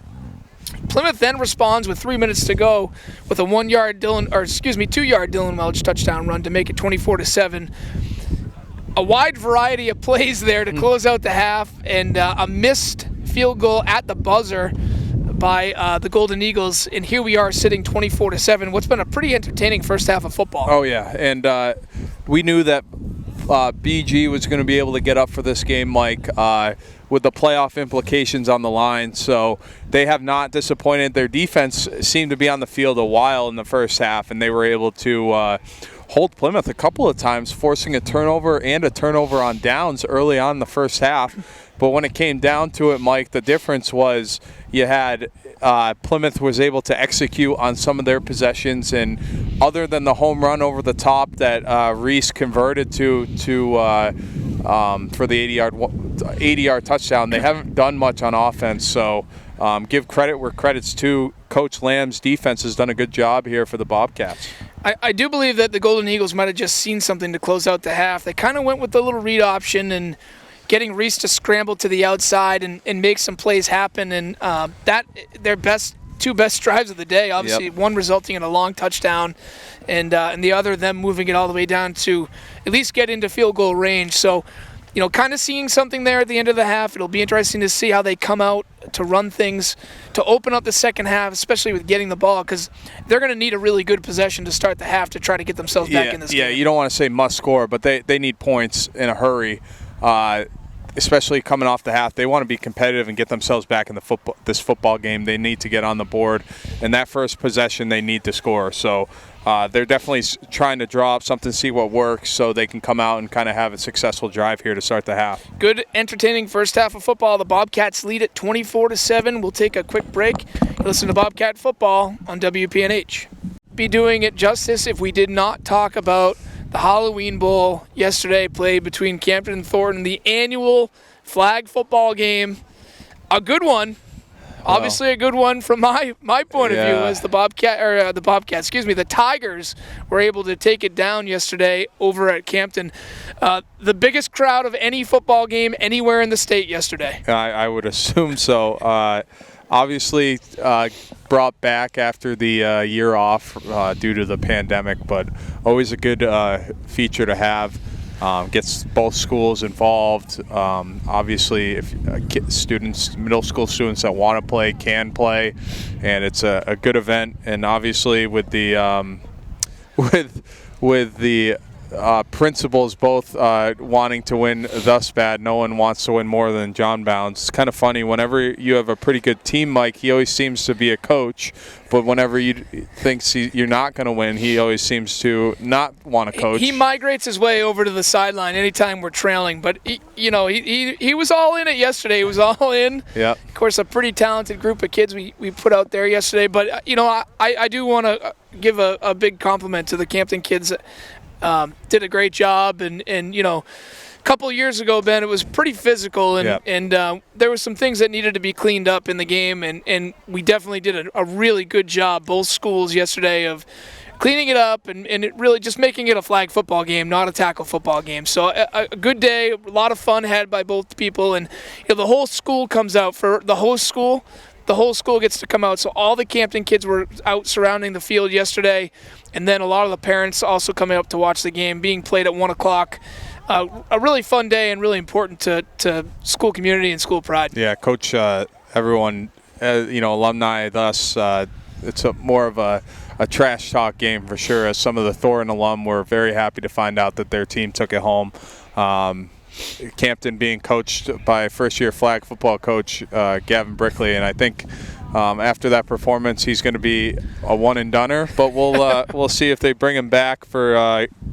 He was very much warned of the severity of that game as both communities come together. But that is, like you said, probably the most people at a football game yesterday was at the town of Campton. So congrats on the win, Mike. I know this is your 38th year coaching that game, so good for you, and another win under the belt for the T-Town Flyers, baby. We had a good opportunity to talk to Andrew Fenn from Pemmy Baker TV. We're going to try to get him up there next year, see if we can get that one on live stream, get some commentating to come on. Tim Tyler, obviously a lot of history with that game, as he was a former coach when he was the principal at Thornton. He was also the flag football coach. They used to have a big league, Ben. It was every school in the area having a flag football team, and of course Plymouth or Thornton and Campton, the only two kind of hanging on to it. So a lot of tradition there. We'd love to see if we can get Tim up to do that game maybe next year, and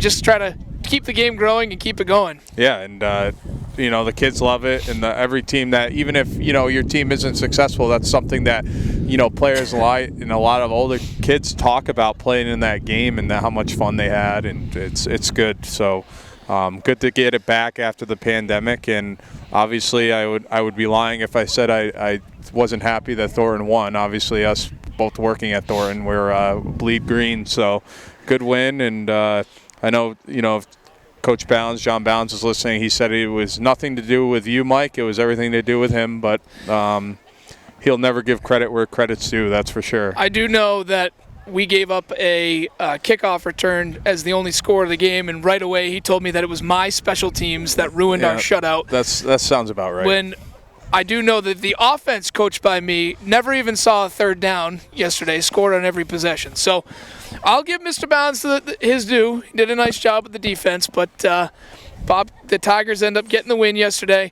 a good one. So we'll take a quick break. I think when we come back, Ben, we'll talk about what both teams will need to do adjustment-wise to try to win this football game, and maybe moving forward what it looks like with the playoffs coming up as next week, the last week of the regular season. You listen to Bobcat Football on WPNH. Both teams making their way over to the sideline. Bobcats lead at 24-7. Ben, you're the coach of Guilford. You just put together two pretty good drives, of course ending in a missed field goal. what are you saying to your team? How do you keep them going, and how are you going to get yourselves back in this game? I mean, I would be lying if I said that not getting any points after that kick return and a couple in the interference and coming up empty-handed is a little bit of a gut punch there for Belmont Gilford. But obviously, Mike, they had the long touchdown, and they're starting to see some success there towards the end of the half. So that's something you really got to ride if you're Belmont Gilford, and obviously taking care of the football. So we talked about it in the halftime show that you've got to score on this possession if you're Belmont Gilford, or at least get to the point where you can kind of pin Plymouth back in their own end. If you suffer a quick 3 and out and give them the football back and Plymouth scores, I don't want to say that's going to be the nail in the coffin, but it's certainly going to be something that Belmont Gilford is going to have a tough time coming back from. Ben, your coach Sanborn, your team's kind of battled pretty tough the last couple games. They've, obviously losing last week at St. Thomas. This week, I think that this game's a little bit closer than the score, to be honest. And but you're up 24-7. What's the message to your team? How do you keep things going forward so you can secure this win and move into next week? I'd like to see a little bit more pressure on Isaiah Reese and not falling for him. He hasn't elected to run the football. It looks like he'd rather throw it, which is kind of shocking to even me and you. But he hasn't shown that he's going to run the football. So you got to play everything like a pass, and especially that secondary, not coming out of that coverage and coming up to make a tackle until you know he's past the line of scrimmage. So obviously sticking with your jobs and not turning the ball over is going to be key as well. So obviously especially after the start Plymouth had, Mike, I think Coach Sanborn's okay with where they're at, and starting with a stop here on Belmont Gilford's opening possession and getting the ball back is going to be huge. Ben, both teams with 2 losses coming into this game. You can't lose a third game. Takes you out of the playoffs. So both teams knowing that coming in, Plymouth really needs to hang on and try to get this one done so that they can go into the season finale next week at home against Sanborn. Really, really important for them to play a good, crisp half of football right now. Yeah, and unfortunately you don't want to look ahead, but both teams have much more winnable games next week. Plymouth with a home game against Sanborn. I think Belmont and Gilford's playing, I'd be guessing. They've got St. Thomas. Yeah. I guess not. But Plymouth looking at a much winnable game next week. Obviously, stacking your schedule with Plymouth and St. Thomas with your last 2 weeks is a tall feat. But you can't kind of look ahead, and it doesn't really matter about next week if you lose this one. So I think Plymouth or Belmont Gilford's going to have to play their best half of football of the season coming up here. And if you're Plymouth, you got to take care of business, weather the storm early on, come out of here with a win, and set yourselves up for success next week. And Ben, of course, next week the final home game of the regular season against Sanborn. It will also be the Charles E. Linehan field dedication. They're going to name the athletic complex, the whole athletic complex, after Coach Linehan. Should be a great tribute, a great day, and I know Coach will be there, and hopefully a lot of alumni can make it if you're listening, and should just be a great day over at Plymouth High School. Yeah, and I think obviously there's no arguments about that. Obviously a well-dedicated and well-deserved honor by Coach Linehan. I know he's pretty happy to have it, and it's going to be a pretty special day. And to think about, the amount of alumni that played or worked with Coach Linehan, the list of those people, and some of the athletes that he coached are some of the best that ever played football in the state. So obviously get down to that if you can. It's obviously a big day for Plymouth Regional High School and the community. So congrats again to Coach Linehan, and can't wait to celebrate with you next week. It's always a good one. Of course, Coach, one of the funniest people who I've ever met. And the stories and the lessons and the comedic timing that man has is fantastic. And he might spend most of his dedication blasting Coach Sanborn's play calling in the first half of that game. So that's what I'm probably looking forward to most. So, Fed, we're getting set here for the third quarter. The third quarter is brought to you by Plymouth Hannaford Hatch Plaza, Tenny Mountain Highway in Plymouth. Open early and staying open late every day to make things easier for you. Here we go. Fogarty set to kick off to get things rolling here in the second half. It's a good kick, kicked all the way up the middle, and going to be fielded right about the 5-yard line. Bobcats getting Great downfield, tackle. making a good play. Parker Eastman with a great tackle there on special teams. And that's what kind of the Bobcats were missing as well in the long kick return. They didn't really have any coverage. Parker Eastman with a great tackle, and Belmont Gilford is going to start this drive from their own 15-yard line. Yeah, 11:54 to go here in the third quarter. Again, the Bobcats lead at 24-7, and the Golden Eagles are going to look to put together a good drive. They're going to have to, because if the Bobcats can stuff them and go score again, I think that's pretty much it for this game today. Like we said, it's not the nail, but it's the nails starting to get put in place here. Here we go. Reese is going to be in the shotgun. He's got 2 receivers to his left, 2 to his right, and 1 guy in the backfield alongside him. Sends a guy in motion. It's Marsh. He hands it off up the middle. Looks like Normandin has it, and he's going to have gain of about 2 on the play. Normandin, Mike, all first half, he's a tough runner, but man, did he take some hits in that first half. And even there, he got hit by Stakowski and Javon Kador, 2 guys that like to lay the lumber per se, and he's coming up a little slow after these runs. The kid's a tough runner, but man, is he going to be feeling this tomorrow. Here we go. We've got Reese in the shotgun, 3 receivers over to the left side, 1 to the right. Takes the snap. He drops back to pass. Was looking right. Throws it on the run, but it's going to be incomplete. Stakowski there that time got some pressure right up the gut, so there was an adjustment made there as Reese kind of had to throw across his body. Good pressure up the middle that time by the D-line to set up 3rd and long. This is exactly not what you wanted if you were Belmont Gilford, the special teams play, and then 2 quick plays for 1 yard. So 3rd and long here on a kind of a must-convert situation here for Belmont Gilford. You would say it was less than ideal, right, Ben? Yes. That's how you would describe that? That's how I would describe Here we go. Yes. Reese in the shotgun. 1 back set. He's got 2 receivers to his right, 2 to his left. Takes the snap. Looking right. Going to tuck it and run it. Obviously, always a threat to throw the ball. Pass is picked off. Jake Crowley picks it off right at the 35-yard line. Yeah, Jake Crowley. Great interception and great coverage. He's been doing a great job all game. So, again, I don't want to say the less than ideal thing there, but that's not how you drew it up there for Belmont Gilford coming out of the half. And that's on the flip side, Mike, that's exactly how you drew it up if you're Coach Lamb's defense. You get a turnover here early in the second half, and look at their field position. They got the ball at Belmont Gilford's 35-yard line. You could reverse it and call it ideal for Plymouth. That would be an ideal start for Plymouth and not so much Belmont Gilford. That's the 3rd time today, Ben, that we've seen Reese get out of the pocket and look to scramble. Probably could have picked up another first down if he just tucked it and ran it. But he elects to throw it on the run. That time it results in the interception. I think those are just sophomore mistakes almost. Yeah, you're right. Here we go. Cross is going to be under center, 1 back set. He's got Welch in motion. He drops back to pass, has a guy downfield, throws it underneath. That one get caught by Brock Tanner. Tanner got up the sideline, gets brought down right about the 10-yard line. I do like the aggressive play call there by Coach Sanborn right out of the turnover to try to ride that momentum and take a shot downfield. Had Jake Crowley on the skinny post cleared out for a little 10 and out upfield by Brock Tanner, made a great catch, and then turned it upfield to get it inside Belmont Gilford's 10-yard line. So it's going to set up 1st and goal here for the Bobcats. Obviously no problem with the ribs there for Tanner as he was able to get up above his head and get that one. He might have been able to catch that pass interference ball that went through the uprights on that play. As we say, people don't forget, Mike. But Brock looks good today. He does. He looks healthy, and he's been great. Here we go. Cross under center in a 2-back set. It's going to be 1st and goal.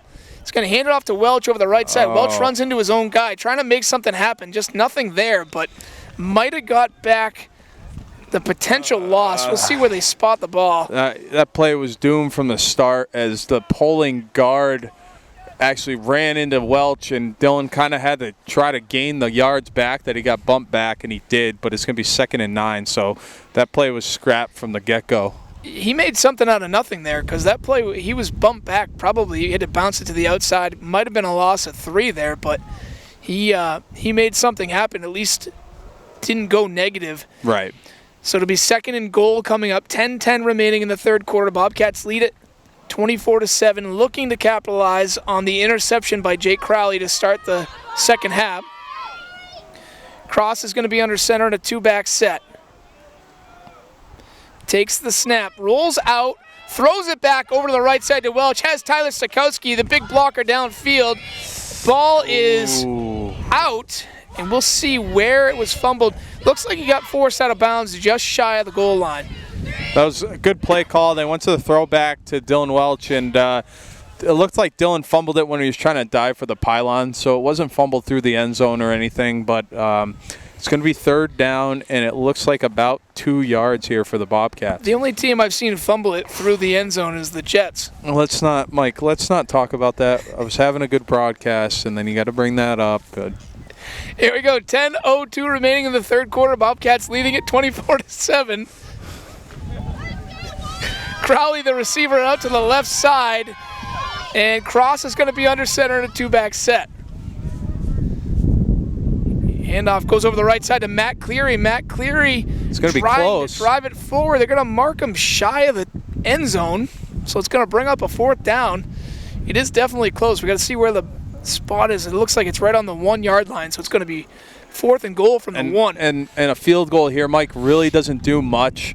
It's a 3-score game anyway, so those of you who are thinking if they should elect to kick a field goal, that's not really going to make things any different. Belmont Guilford's going to have to still score 3 times, so they're going to elect to go for it here on 4th and short. I think they'll be running the ball over the right side. Obviously, that's been kind of the go-to to pick up 2 to 4 yards most of the day. That motion left to right with Anthony Ciotti over the right side would be my guess. Here we go. We got Cross under center. It goes to Ciotti over the right side. Ciotti lowers the shoulder, and he's in for the touchdown. Good. Great job both ways. Defense gets the turnover. Offense makes it capitalize to make it a 30-7 ball game. So when the going gets tough, sometimes you just need something to happen. But Plymouth doing a good job of keeping their foot on the pedal here. Yeah, they take a 30-7 lead here with 9:06 to go in the third quarter. Fogarty on to attempt the extra point.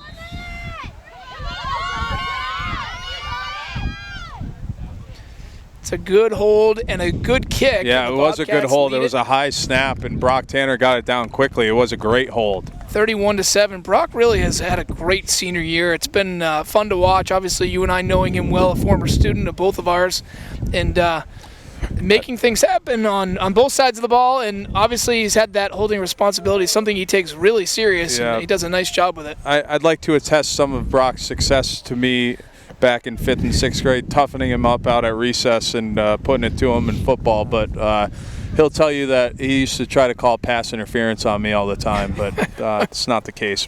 Obviously, Brock, this game especially, Mike, after the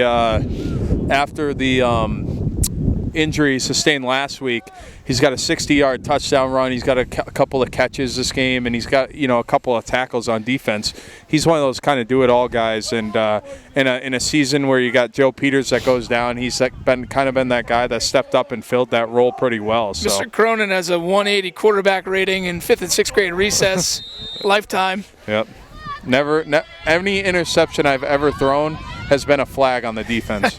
Fogarty, after the touchdown, that's a big huge kick into the end zone, touchback. That's out of the end zone. That's a big kick.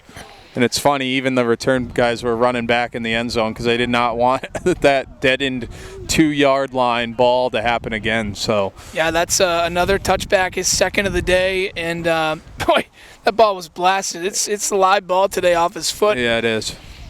Will finishing up a pretty successful soccer season, Mike. Soccer team falling to Milford on their last game. I think it was a win in their in situation, but got about 6 wins on the campaign for Coach Elderkin with a lot of seniors. But I know Will is very, touted soccer player and had a great senior year for the Bobcats. So here we go. They're going to be in the shotgun. They're going to hand it off up the middle. Bobcats stuff it, and looks like maybe Mason Lassard on the tackle there. Looks like a loss of 1 on the play. So 8:50 to go in the third quarter. Biasly speaking, I just want to see how far, if Reese were to take a 3-step drop, plant his foot, and see how far he gets one downfield. I bet he could. He's got. I mean, some of these throws he's making on the run. Obviously, he threw an interception, but he's still throwing some darts on the run. Pretty impressive athlete. Yeah. He's going to be in the shotgun. He's got 2 receivers to his left, 2 to his right. 1 guy alongside him. Sends a guy in motion. It's Marsh. Handoff goes to Marsh. Pitch looking pass. to pass. Ball is up. Cross in coverage. And it's going to be incomplete. And a good call there. I hate to say it, but that's had him by the collar. Wow. And That's so that it was a pitch pass, and they're coming together. So Riley Marsh took the sweep. Pitch pass just kind of hucked it up. And Ben, the Plymouth sideline's upset. I actually kind of think it was a good call. He had him by the collar. He kind of pulled him back as he went up to catch it. I think what Coach Sanborn's arguing was Curtis was kind of retaliating because the other kid was kind of they were jockeying back and forth. So he was kind of saying, you know, if they're gonna you got to let them play if they're gonna go back and forth. And as we know, many times it's often the second guy that gets caught. And I think I agree. He did kind of. And that makes plenty of sense to me than the argument. But I do think that Curtis grabbed him up high, kind of spun him around. I think that's kind of retaliating from the last pass interference. They're still a little frustrated with that. So here we go. We're gonna have one-on-one over the left side. They're going to fake the handoff. Reese bounces to the outside. This one he tucks himself and runs it. He's going to have a first down. And I'm telling you, if he did that a couple of more times in the first half, I think this would be a different game, as he just showed that he has the versatility to take it upfield for a 15-yard gain on first down. Yeah, that's what we talked about at halftime. We were talking about, are we going to see them go to that a little bit more, kind of a read option, almost read option play action where he just kind of gets to decide. And I agree with you. If he runs it for a first down a few times in the first half, things are going to start opening up for their offense. He's a capable athlete, and he just showed it right there. Here we go, 7:49 to go. Golden Eagles looking to drive. Reese drops back to pass, has a guy downfield. It's going to be completed. Push out of bounds at the 45-yard line. So it looks like Jake Crowley there just let the under happen and just pushed him out of bounds. So looks like we got second down and about 4 here. So Belmont and Guilford responding here. Yeah, it's 7:40 to go in the third quarter. 31-7 Bobcat lead. And Reese once again in the shotgun. He's got 2 receivers to his right, 2 to his left, 1 guy alongside him. Takes the snap, takes the handoff, rolls out to his right, trying to get downfield, and pass is going to be dropped, nearly picked off by Curtis Cross, and a pretty good call by the official. So that was a great play. And I'll tell you what, Mason Lassard did a great job of containing the quarterback there. He could have rushed him, and kind of Reese was waiting. So in the last minute, instead of tucking it and running, he kind of whipped his sidearm right to Curtis. And good defensive coverage there by Cross, and a good play by Mason Lassard. It's going to bring up 3rd and 4 right now for would have been Golden nice Eagles. after that unfortunate pass interference. It would have been nice to see Curtis come up with an interception there, Mike. Here we go. Reese is going to be in the shotgun. 3 receivers to his right, 1 to his left. Trying to draw him off sides. Going to keep it himself, run it out to the left side, and it looks like he's going to have enough for the first down. We'll see where he was forced out of bounds. I think he is going to have enough for the first, as again, he's shown him that he's a capable runner. It's just one of those things that if he'd elected, they're going to actually mark him short. No, he's going to be just short. Yeah, I was wondering. I saw him put the ball down right up the sideline. So it's 4th down. It's about a half a yard. Ball's on the 41.5-yard line. 7:30 to go here in the third quarter. Bobcats lead at 31-7. Big 4th down play coming up for the defense.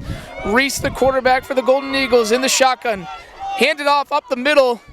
Falls forward, and it looks like the Bobcats might have stuffed it. We'll see where the spot is. That's going to be close. That was a generous spot. I think he's got it by that spot, seeing where they are. Good stand there by Plymouth. A very generous spot right there. Yeah, they're going to say the forward progress was enough to give them the first down. Looked like a little bit of a direct snap there, Mike, right to the up back, and just ran forward. But good attempt to hold there by the Bobcat defensive line. Belmont Guilford's going to convert on that 4th down. So Reese once again in the shotgun, 3 receivers to his right, 1 to his left, takes the snap, drops back to pass, got to tuck it himself and run it, stays up on his feet, bounces it to the outside at the 20, the 10, trying to get into the end zone as he gets brought down. Looks like Cleary brings him down, but a really good run by Reese. They got Coach Lamb's going to sub in his bigger unit here, but Belmont Guilford, I think, has found something, Mike, with just running Reese. But you don't want to say too little, too late. But this is stuff that they could have executed. And it looks like they talked about it at halftime, trying to make that adjustment. First and goal from the 10. Reese in the shotgun. It's a low snap, and it looks like the Bobcats might have picked it up, and they've recovered it. The low snap, and Bobcats have it. And it looks like a Bobcat is down. So that was a skipped snap that Plymouth looked like they tried to jump on it. The ball squirted loose again. One of the linemen for Plymouth picked the ball up, tried to run it downfield, and ended up getting tackled. So it'll be Bobcat football after the turnover. We have an injured Bobcat down. We'll take a quick 30-second break. You're listening to Bobcat football on WPNH. Welcome back. The injured Bobcat is up. It looks like Eddie Camp slow to get up, but he's up and walking off on his own. Looks like Leifert, Mike. Jeff Leifert. Excuse me, Jeff Leifert? Looks like he just took a helmet to the ribs. Yeah, okay. So good to see him up and moving. Another important key figure moving forward. Yeah. And I guess such is a football season, right? They've been pretty lucky in years past. Injury is not affecting them too much, but between injuries and COVID and a number of other factors, we've had some Bobcats down and out this season, so good to see him up and moving. So after the recovered fumble by Plymouth, they'll be 1st and 10 from their own 12-yard line. 6:53 remaining in the third quarter. They lead at 31-7. Cross is going to send a guy in motion. He drops back to pass, looking downfield. Ball is up. It got tipped at the line. It's going to be picked off by Gilford. And Bobcats are going to bring them down. It's going to bring it right back to the 12-yard line. So back-to-back turnovers by both teams. So tipped at the line, picked off by Zachary Ober. And it looks like we got another Bobcat down. And another injured Bobcat, 6:43 to go. I guess we'll stay right here with you. And it looked like the ball was tipped at the line, Ben, and kind of came out short. Had Crowley open downfield with a good throw. I think he might have had a touchdown, but it got tipped and got picked off. So it's been one of those things, Mike. I'm trying to think. That must be combined the 5th or 6th turnover of the football game. So just when you thought Plymouth had the opportunity to really stick it in and end this football game, Belmont Guilford's going to take over at Plymouth's 14-yard line with some really good field position. Yeah, one thing it's doing here, Ben, is it's extending the game, right? It's giving them a chance, especially when they've moved the ball. It's the best they've moved it all day. Right. Now they're going to have 1st and 10 from the 12, and Dylan's going to come up. Dylan Welch is going to come up under his own power, which is always a good sign, Mike. We've seen a few shots to the rib area today. Yeah. So he's going to get checked out by the training staff, and I think he's going to be okay. Yeah, here we go. 6:43 to go. After the interception by the Golden Eagles, they'll be 1st and 10 from the 13. Reese is going to be in the shotgun. 3 receivers to his right. One-on-one with Riley Marsh to the left. He fakes the handoff. He's going to keep it himself. And Tyler Stakowski there to bring him down. Oh, boy. He went down, and we had 4 Bobcats on him. Stakowski, Javon Kador, that time playing the read option well and tackling Isaiah Reese for close to no gain, if not a loss, on 1st down. So here we go. It'll be 2nd down. 6:12 to go. Reese in the shotgun. 2 receivers to his left, 2 to his right. Takes the snap, looking left. Has a man downfield across the middle, incomplete. good coverage. 85, Nate Ruff on the coverage. You don't really see him. He's more of a blitzing guy, but that time dropped back into coverage. Played good D on Riley Marsh there on second down. 3rd and long here for Belmont Gilford. 5:58 remaining in the third. Gilford looking to capitalize on the turnover. And Reese once again is going to be in the shotgun. Yeah, I think he's going to try to fit one into Marsh here, his favorite target. Yeah, he drops back to pass. He's looking left, rolling out to his left side. He's got a block downfield. It was thrown into the end zone, incomplete, and boy, does he teeter that line of scrimmage, Mike. He is so close to throwing that. He went to his big tight end, Sam Cheek, that time on 3rd down, and he threw it out of the end zone. But Nate Ruff was in pursuit, and he got thrown down from behind with the block in the back, right in front of the official. They missed it. Yeah, I just think it's his awareness of the line of scrimmage. Either he is getting lucky or is that next level, because it just seems like he is so close to throwing a illegal pass every time he rolls out. Here we go. Big play coming up. Got 4th down. Reese in the shotgun. Looking left. Going to throw it to the end zone. Has a man downfield. Pass is caught. Pretty good play. Jake Crowley didn't even know the ball was coming. Good coverage downfield. It was great coverage. The receiver just made a nice play. That was great coverage. He kind of threw like a back shoulder route on accident and connected with his wide receiver, Hutch Haskins, who Jake must have about a foot on. But either way, I think that it was that back shoulder kind of pylon. He fit one in there to make it a 31-13 game. It looks like they're going to stay on the field and go for 2. Yeah, here we go. So they elect to go for 2.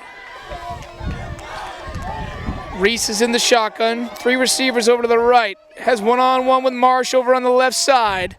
And pass is going to be incomplete, overthrown. So that time Jake redeems himself on the same side and comes up with a stop. I still think that was really good coverage there by Crowley on the touchdown. He just fit one in there. So damage done by Belmont Gilford to make it 31-13. Plymouth getting the ball back. 5:45 left here in the third. So it's time to respond here if you're the offense. Yeah, of course, the last possession resulting in a turnover, interception, ball tipped at the line of scrimmage. So, I'd like to see a long, methodical drive here where they take some time off the clock. Clock keeps moving, the ball staying in play, and try to put this one away. Maybe with a long, sustained 70, 80-yard drive here. Yeah. So we got a couple of Plymouth players being attended to right now, so that's why there's a little confusion right now on the kick return. But looked like that the Bobcat that was down earlier, Dylan Welch, is just fine. He's going to be in to return this kick, which is a good sign for Mike. We don't need any more skill guys going down this season, this late in the year. So it'll be Welch and Crowley set to return. Both have their heels right in the 25. Of course, the onside kick, which I would think we're going to see again here. Yeah, they've been doing it all game. They haven't really kicked off to Plymouth. They get. It's going to be an onside. I would picture, Mike, this is going to be a little pooch onside, but you never know. Here we go.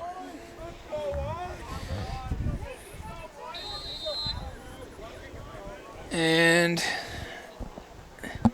this one is kicked up the middle. Takes a pretty good bounce, and Gilford nearly had it. They got their hands on it.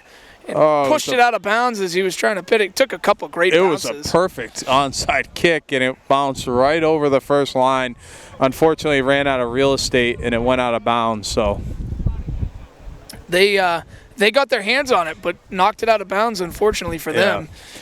Yeah, Fortunately for the Bobcats, they're going to have great starting field position once again. It'll be 1st and 10 from their own 42-yard line.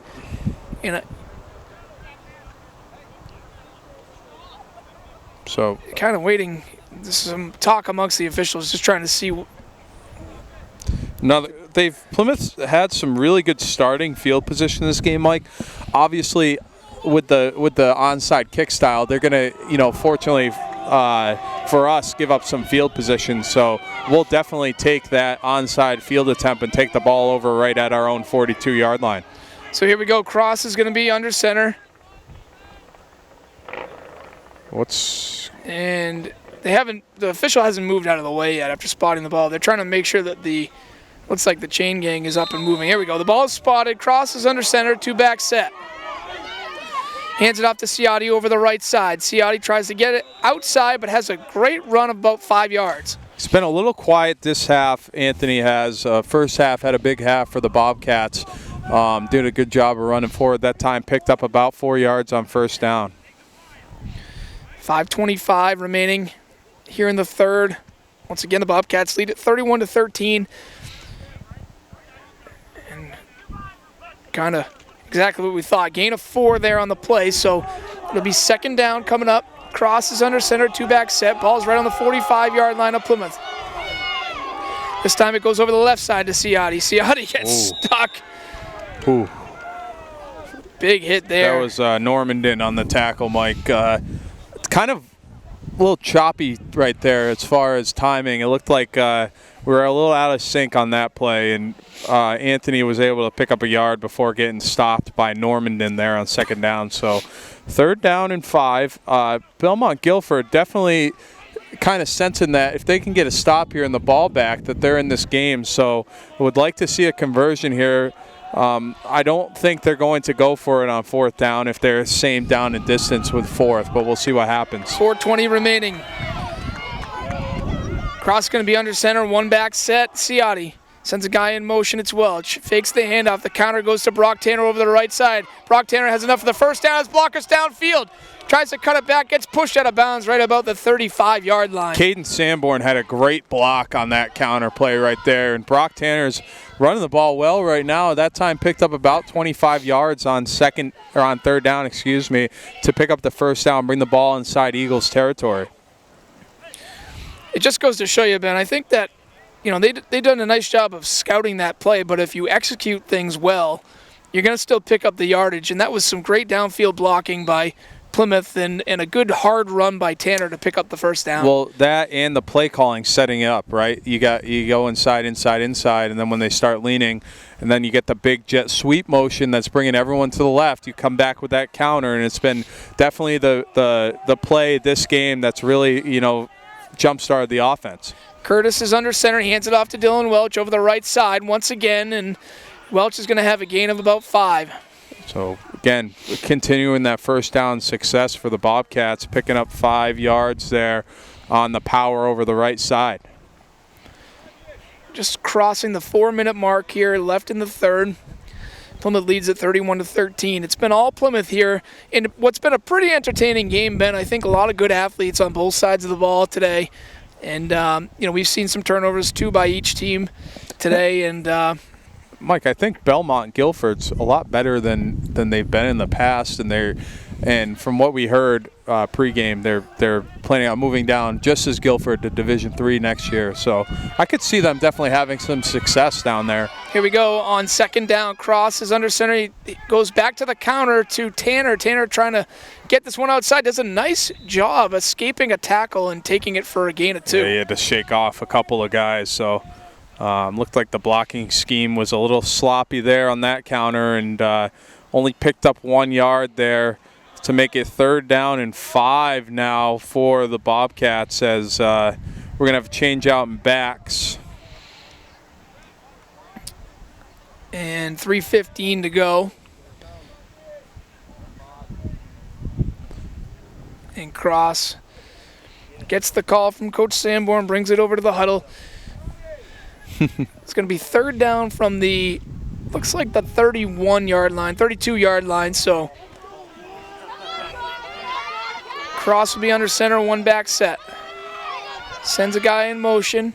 Fake it to the motion man. It goes to Ciotti, who's going to be hit for a loss of 1. They sniffed that out from the start. Luke Jackson over the right side just stuck him. It'll set up a 4th down play coming up, and they're going to keep the offense out no there. sense in punting. It's 4th and 8 from Belmont Guilford's 35. So I think they're going to go to the air here, Mike, on 4th down. We'll see what happens. 2:35 remaining here in the third quarter. Big 4th down play coming up for the Bobcat offense as Curtis is going to be under center. Ciotti, the lone man in the backfield, sends a guy in motion. He drops back to pass, has some heat to the right side, throws it back. Pass is completed. Looks like it's going to be a first down for Plymouth. It's going to be close. Bring him out to maybe spot it. We're kind of waiting and seeing. It looked like he got it from up here. But Brendan Johnson on the throwback screen. That's going to be a close. Depends on the spot. It's on the far side, Mike, so we're kind of waiting for the crowds. It looks like the officials' timeout's going to bring out the chains, maybe. And we'll see. It is close. Kind of looks like, even from the eye, they can't tell. So it's right over on the sideline where the chains are. So they've got the sticks out right now, and it's going to be just short and a turnover on downs. 2:11 to go here in the third quarter. Belmont Guilford gets the stop they need. Yeah, that's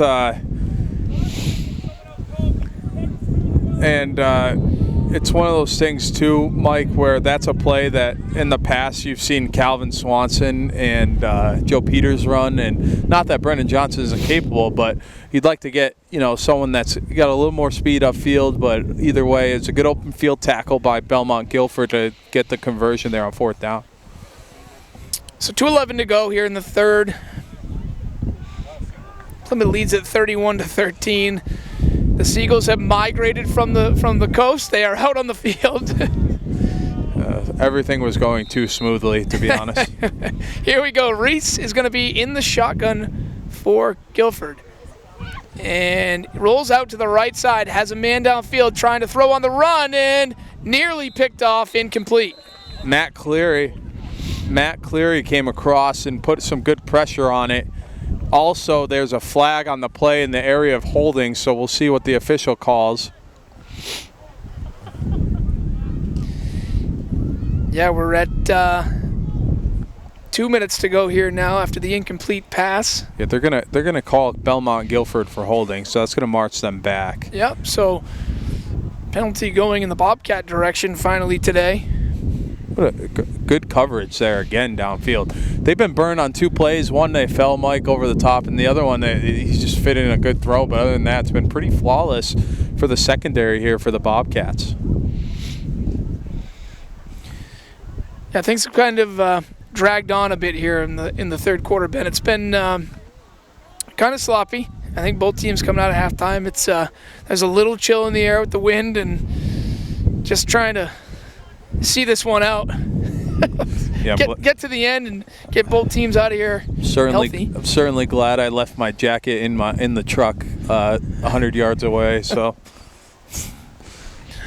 of course, I believe the third year we've done a game here in Guilford. Third year in a row, up on the box truck.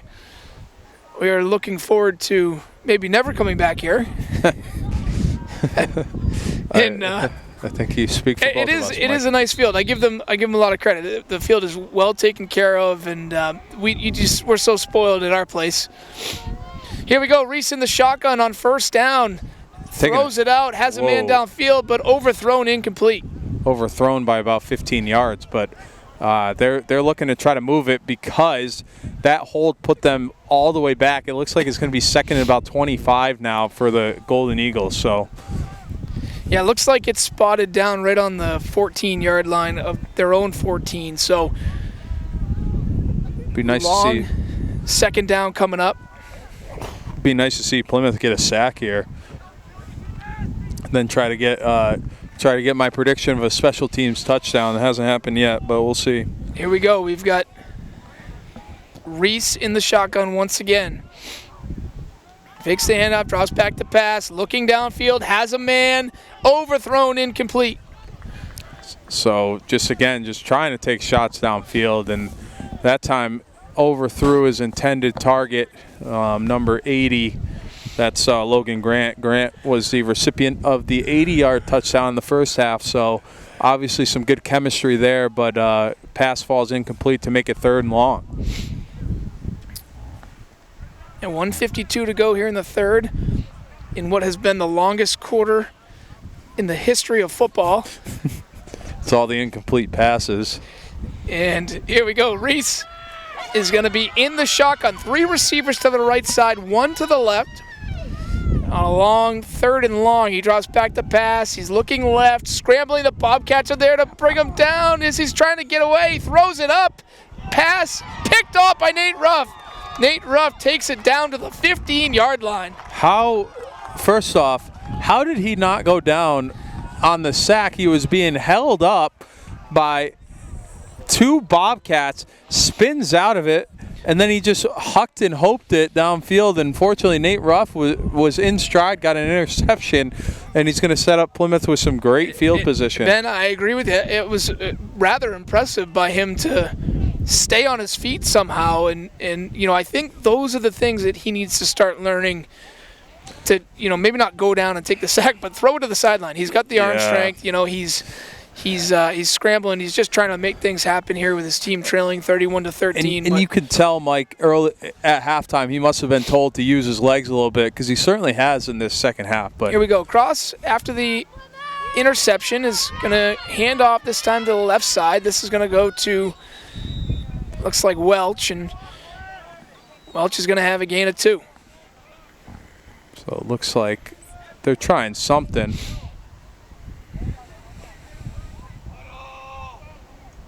They're trying to figure something out scheme-wise, Mike, because they keep running that inside handoff, and they just getting confused as to where they're supposed to run. And it looks like Calvin Swanson's going to check in on offense, Mike, for the first time in like 4 weeks. So that's a good sign to see for the Bobcats. Here we go. Crosses under center in a 2-back set. The handoff goes to Swanson. Swanson takes up the middle for a gain of 1. So I'm sure Coach Sanborn's just trying to get his feet wet a little bit before next week, and that time just right up the gut for a gain of 1 there for the Bobcats to make it 3rd and long. Here we go. 45 seconds to go. 3rd and about 9 coming up. Ball is on the, looks like the 15-yard line. So I wonder if they're gonna. If they come 4th and short, I wonder if they're going to try another field goal. So here we go. Cross is going to be under center. 2-back set. Swanson and Ciotti. Handoff goes to Swanson over the left side. Swanson drives the feet all the way down to the 5-yard line. That's Calvin Swanson we've been missing right there, Mike. 3rd and long, just hand it inside and cut it up. Pick up a first down for the Bobcats to make it first and goal. Coming up with 8 seconds to go in here. And they'll wind the clock. The clock will hit zeros, and the Bobcats lead it 31-13 at the end of the 3rd. You listen to Bobcat Football on WPNH.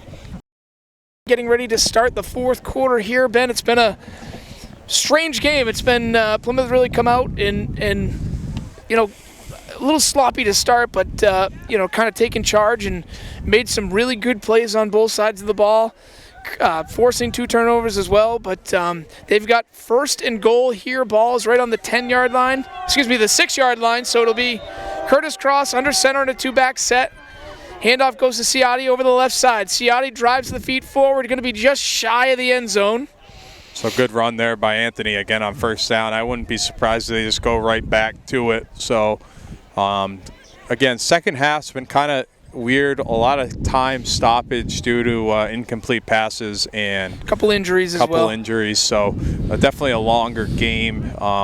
And I feel like that's always kind of been the MO with this game. Like every year, it's nothing real smooth about.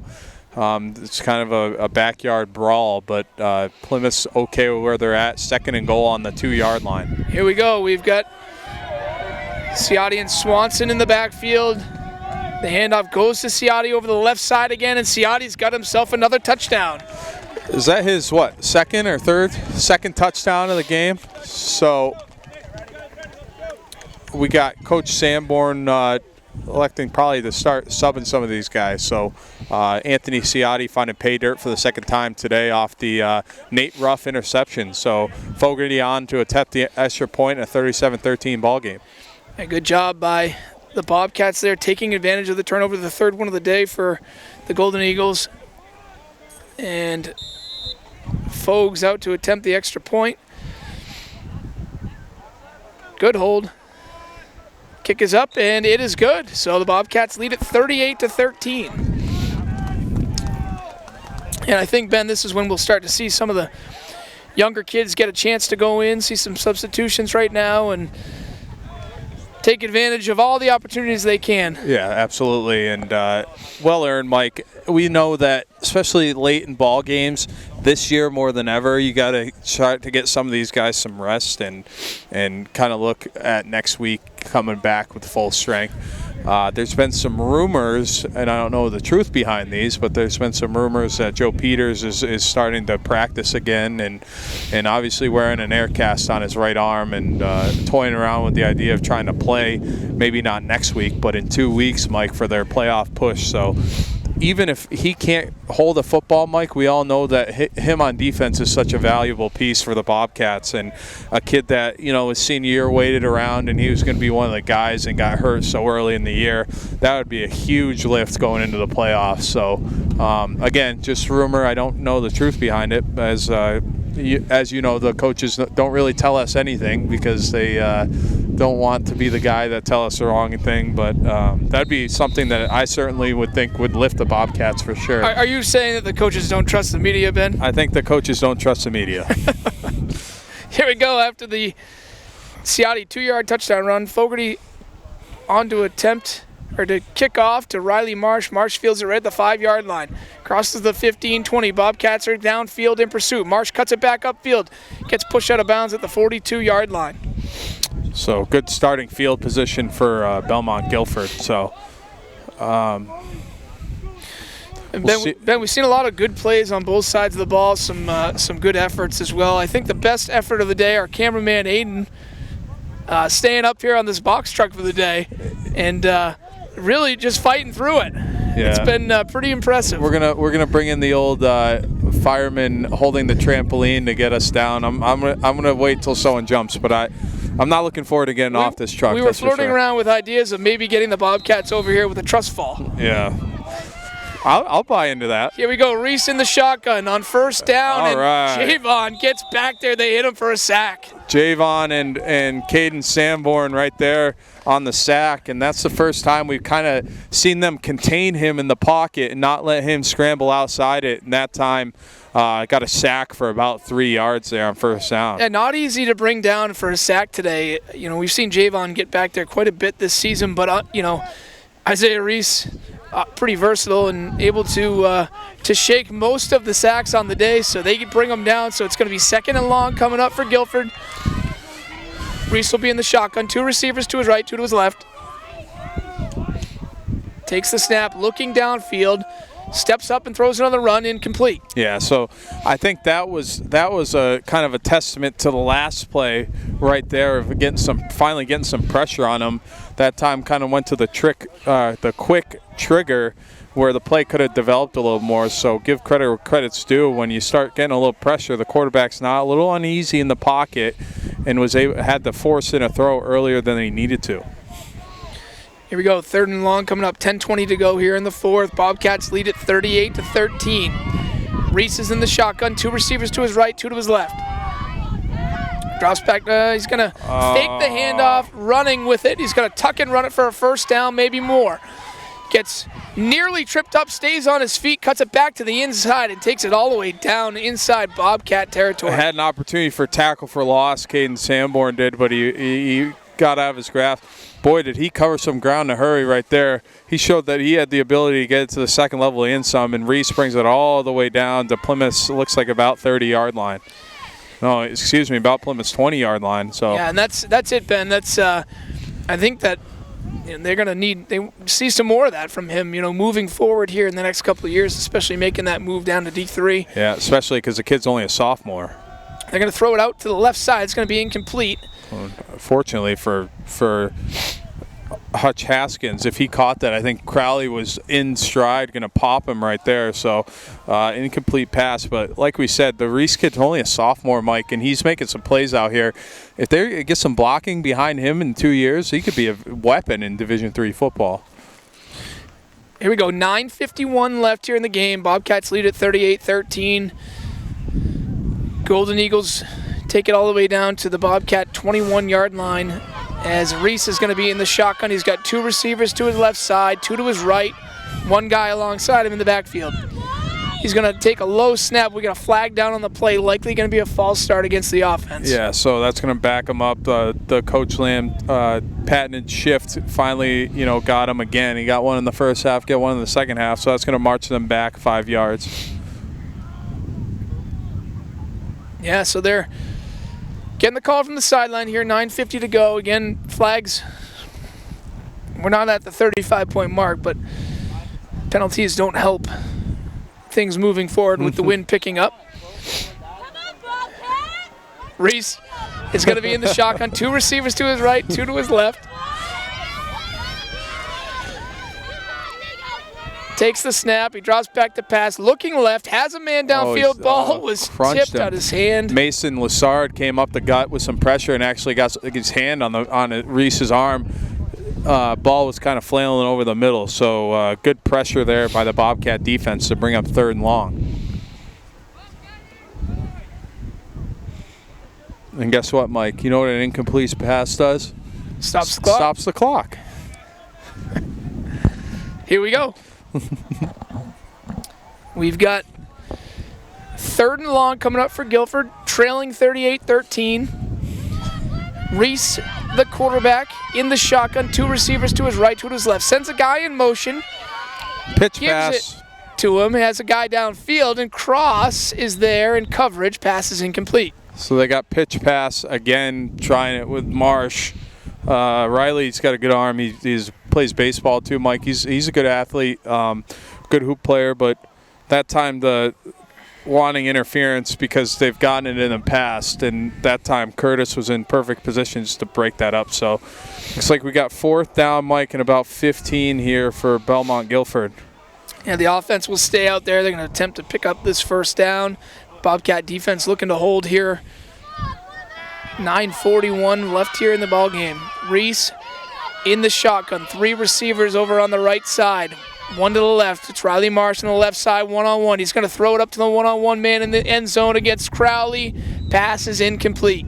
So that's going to do it for a turnover, and looks like they want interference on that, but I don't think that was a catchable ball as Jake was in perfect coverage there. So turnover on downs. Begging for it a little bit.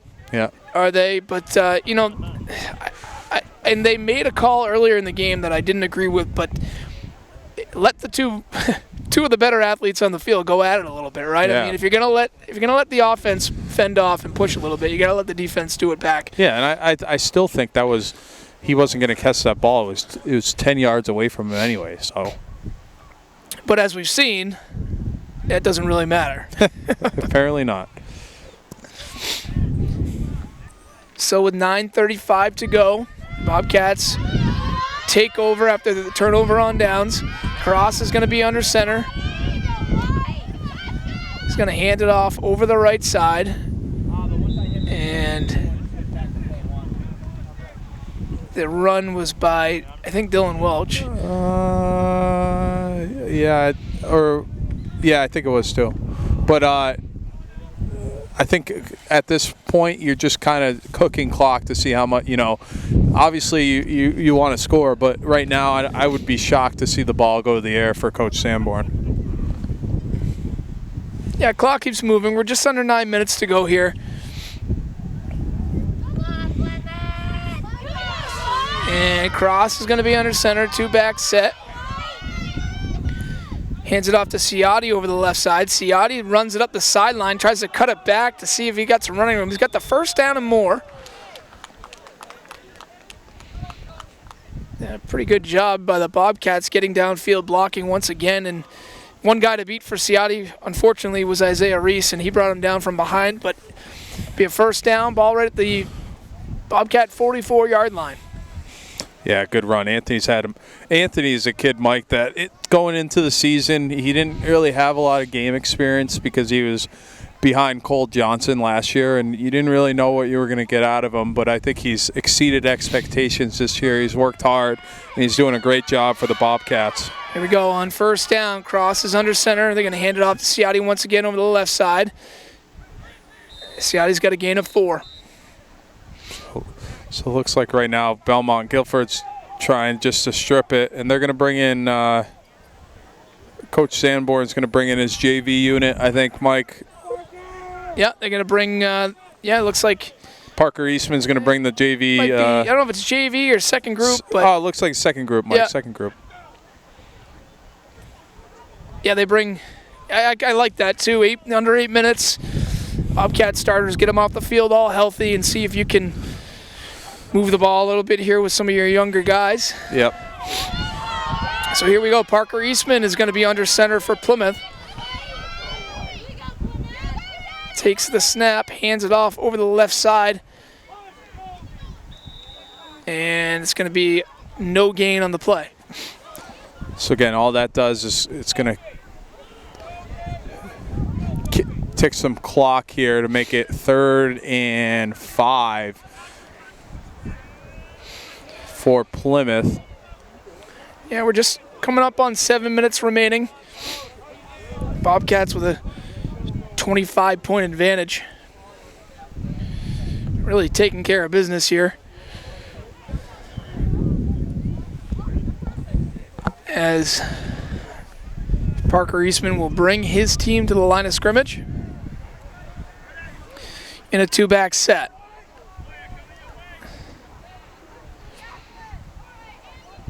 Going to pitch it over to the right side, has a blocker downfield, and going to be brought down for a loss of 1, it looks like. So it'll bring up 4th down and then force a Bobcat punt. Yeah, they're going to punt. Yeah, nothing wrong with that there. I like I said, let's get the starters out, keep them healthy, especially moving forward. You know, a win is all but secured here, and you want to make sure you got everybody healthy. Assuming that they take care of business next week at home against Sanborn, keep everybody healthy moving forward into the playoffs.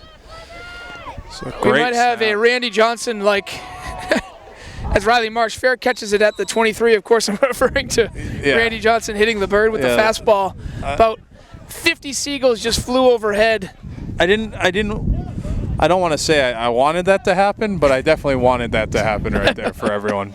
That would have been funny, but little low kick by Parker Eastman there. So that's going to Belmont Guilford's going to take over right around their own 20. Looks like their own 22-yard line here with 5 minutes left in the 4th. Yeah, they trail 38-13. They're going to keep the first group offense out. And, again, we've got a number of substitutions on the field for Plymouth. It appears they're going to keep with this good matchup of Marsh versus Crowley on the outside, as Reese, the quarterback for the Golden Eagles, will be in the shotgun. Fakes the handoff, keeps it himself, fends off one guy as he shakes him to the outside. He's going to throw it on the run. Pass is completed. That is just unbelievable that he did not get sacked right there, Mike. I can't begin to tell you. Like you said, there's been people that have made some plays.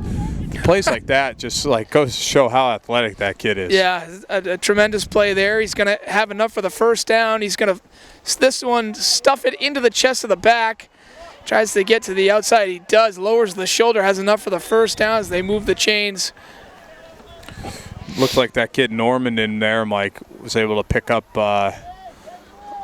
close to a first down. And yeah, 5:31 to go here. Looks like and we've got an injured Bobcat, it looks like. Yeah, so we'll take a quick 30-second break. You listen to Bobcat Football on WPNH.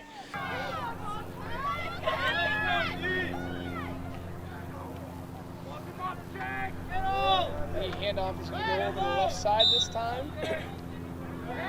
And bring up second down. While you were away, we had a first down play that went for about 1 yard. So we're just coming up on 5 minutes remaining. Reese is going to be in the shotgun. Low snap. He fakes the handoff. Bobcats are in pursuit, and they're going to hit him for another sack. It's Calvin Swanson. There you go. Calvin Swanson with a sack, and looks like Reese is slow to get up. Yeah, he's definitely slow to get up. They're going to bring coaches and trainers out. And yeah, they're going to keep him down. We'll stay right here. We've got, that would be devastating to them as well as their basketball season, Ben. Yeah, you don't even want to think about that. And those that know the Reese family last year, all three brothers on the same team. One was a senior, but the middle brother is an absolute college basketball player. The 6'4" point guard that they have is just a matchup nightmare. But good news for BG is Reese is coming, just hobbling over the sideline on his own power. Yeah, he's walking off. It looked like something with the leg, maybe his right. It looked like maybe his right knee. He's kind of slow limping off, but hopefully he'll be okay. Yeah, you said it. Those two, the three of them last year was just a absolute nightmare matchup, Ben, for us, and we did a pretty good job there early in the first half. Actually took a lead into halftime and got blitzed in the second half by just a little bit more athletic team. And safe to, coming off a game that we didn't have. We had 2 weeks off due to COVID protocol too. But yeah, that was our first game back. Didn't even get to practice. Just jumped right back into it on a Saturday morning. How's the Saturday morning matinee with Gilford sound? What? 4:44 to go. We got 3rd and long coming up. We got a new quarterback in. Looks like Normanden's going to be the quarterback. Normanden's going to fake the handoff, and the ball is out, and the Bobcats have just recovered the fumble. So turnover after the Reese injury on the handoff, and the Bobcats recover for their 4th forced turnover of the day. And the coaching staff wanted him to try to scoop and score that, but either way, it looks like he's gonna turn over for Belmont. Guilford is going to bring Plymouth's offense right around midfield. Ball at Belmont Guilford's 45-yard line. And we got 4:32 to go. And the Bobcats leading at 38-13. Parker Eastman coming out for the second time today, leading the Bobcat offense under center.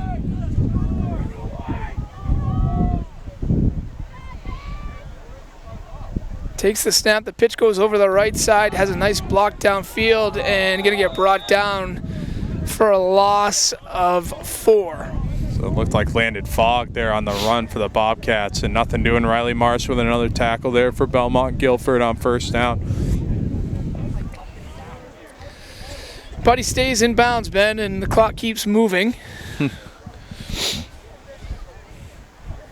Sun slowly on its way down, and wind picking up for sure. So here we go. We got 2nd and long. Eastman under center, 2-back set. It's a bobbled snap, and it's going to be 3rd down, recovered by the Bobcats. Yeah, Mason Lassard recovered it, so. Like a little problem with the exchange there. It'll be 3rd and long.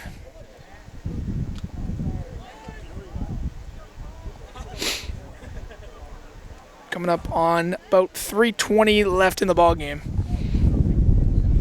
So I think if they'll keep it on the ground again and elect to punt it away here, give it back. So yeah, here we go. Eastman under center, 2-back set. Takes the snap, hands it off over the left side, picks up a nice block downfield, gets back most of the yards lost there, and it's going to bring up 4th down. Yeah, so they're gonna punt it here.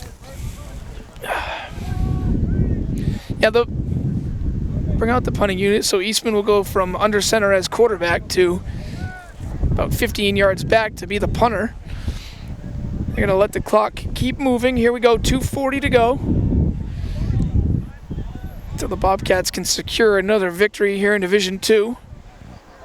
Obviously setting up the win in year-in scenario with Sanborn at home. Eastman gets it off clean. It's a good spiraling kick all the way down to the 5-yard line. Takes a great bounce at the 2-yard line. A great punt by Eastman. A great punt.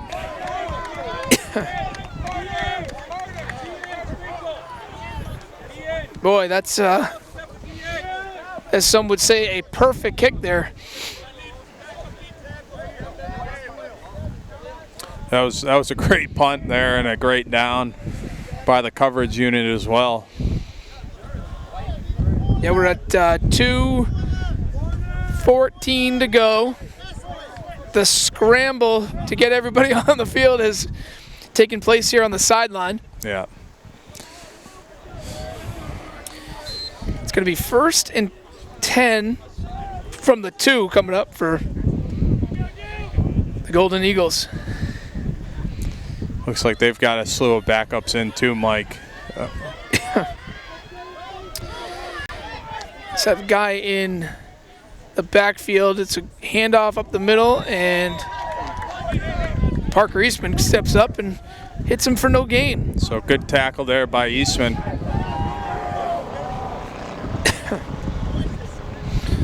That clock keeps moving. We're under 2 minutes.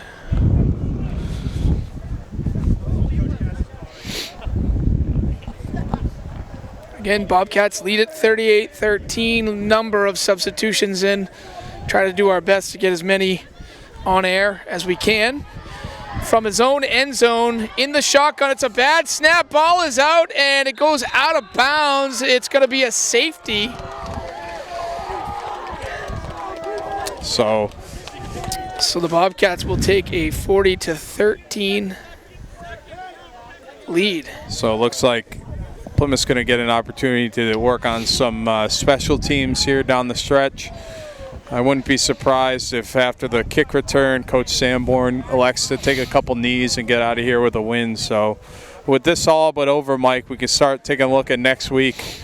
Plymouth welcoming in a Sanborn team, Mike, that's been struggling on the year, but definitely don't want to take them lightly because it's still a scenario where you need to win to get in. So Sanborn coming into town, and obviously the Chuck Linehan or Coach Linehan dedication as well. So a lot happening next week and a lot on the line here for the Bobcats. Yeah, no doubt, but take care of business, right? I mean, we're back with some home cooking and what normally is Bobcat Nation Day.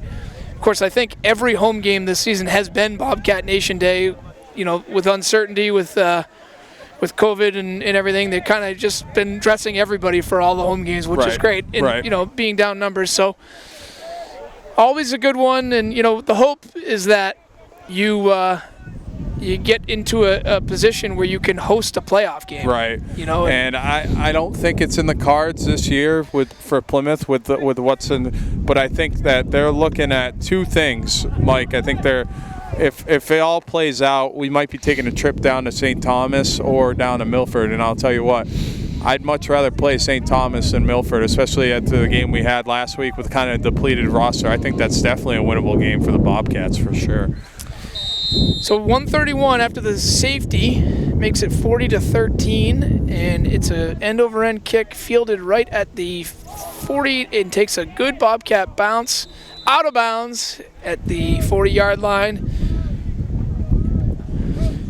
Second group offense going to come out and hopefully ice this thing with 131 to go.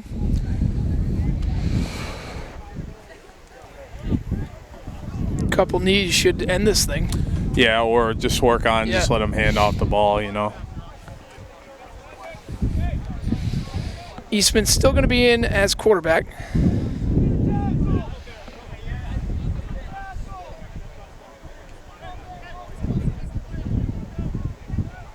I think that Eastman just went to the official to tell him that they were just going to take a knee, because I just saw the official go over to the Eagles just to let them know that victory formation is in the cards. Which is always a good feeling. Just out of curiosity, Mike, did you guys take any knees in the flag football game? The only thing yesterday that stopped us was halftime and the end of the game, Ben. As Eastman takes the first knee, gets the clock moving. So again, following this broadcast, we'll do a brief segment on next week, what that's going to look like, and hopefully get to some nice warm cars here, Mike. Yeah, Ben, it's been a good day working with Pemmy Baker TV as well. You and I getting our first shot at doing the TV, and of course our friends back in the studio at WPNH always doing a great job, and pretty lucky to have met some really great people on the air over there and just have an opportunity to work closely with them as Eastman takes the knee once again. One more will do it. Yeah, and those that listen to the broadcast, Mike always likes when you text him all the mistakes that we made, so please feel free to blast us in any way, shape, or form. Any opportunity we have to improve, we don't listen to any of your feedback, but as the final Eastman knee will end the game here with 25 seconds to go. Clock will run out, hit zeros. Both teams making their way for the sideline and walking to midfield to shake hands. The Bobcats win it 40-13. We'll come back with some post-game. You listen to Bobcat football on WPNH. Welcome back to Guilford, where your Bobcats have just defeated the Golden Eagles 40-13. Improve their record in a must-win game and getting one step closer to securing their spot in the playoffs. Ben, a pretty good effort by both teams today, and Plymouth comes out with the 40-13 win. Yeah, and a much improved Belmont and Gilford team. Unfortunately, playoffs aren't in the cards for them, but had some athletes out there, and Plymouth's got a lot to look at to improve for next week, and a win in your in scenario with Sanborn. So Mike and I will be on the call for that, for the Charles Linehan dedication as well, and looking forward to seeing you guys next week. From Guilford, Bobcats win it 40-13. Thank you for listening. Mike Sullivan and Ben Cronin signing out. Thank you for listening to Bobcat Football on WPNH.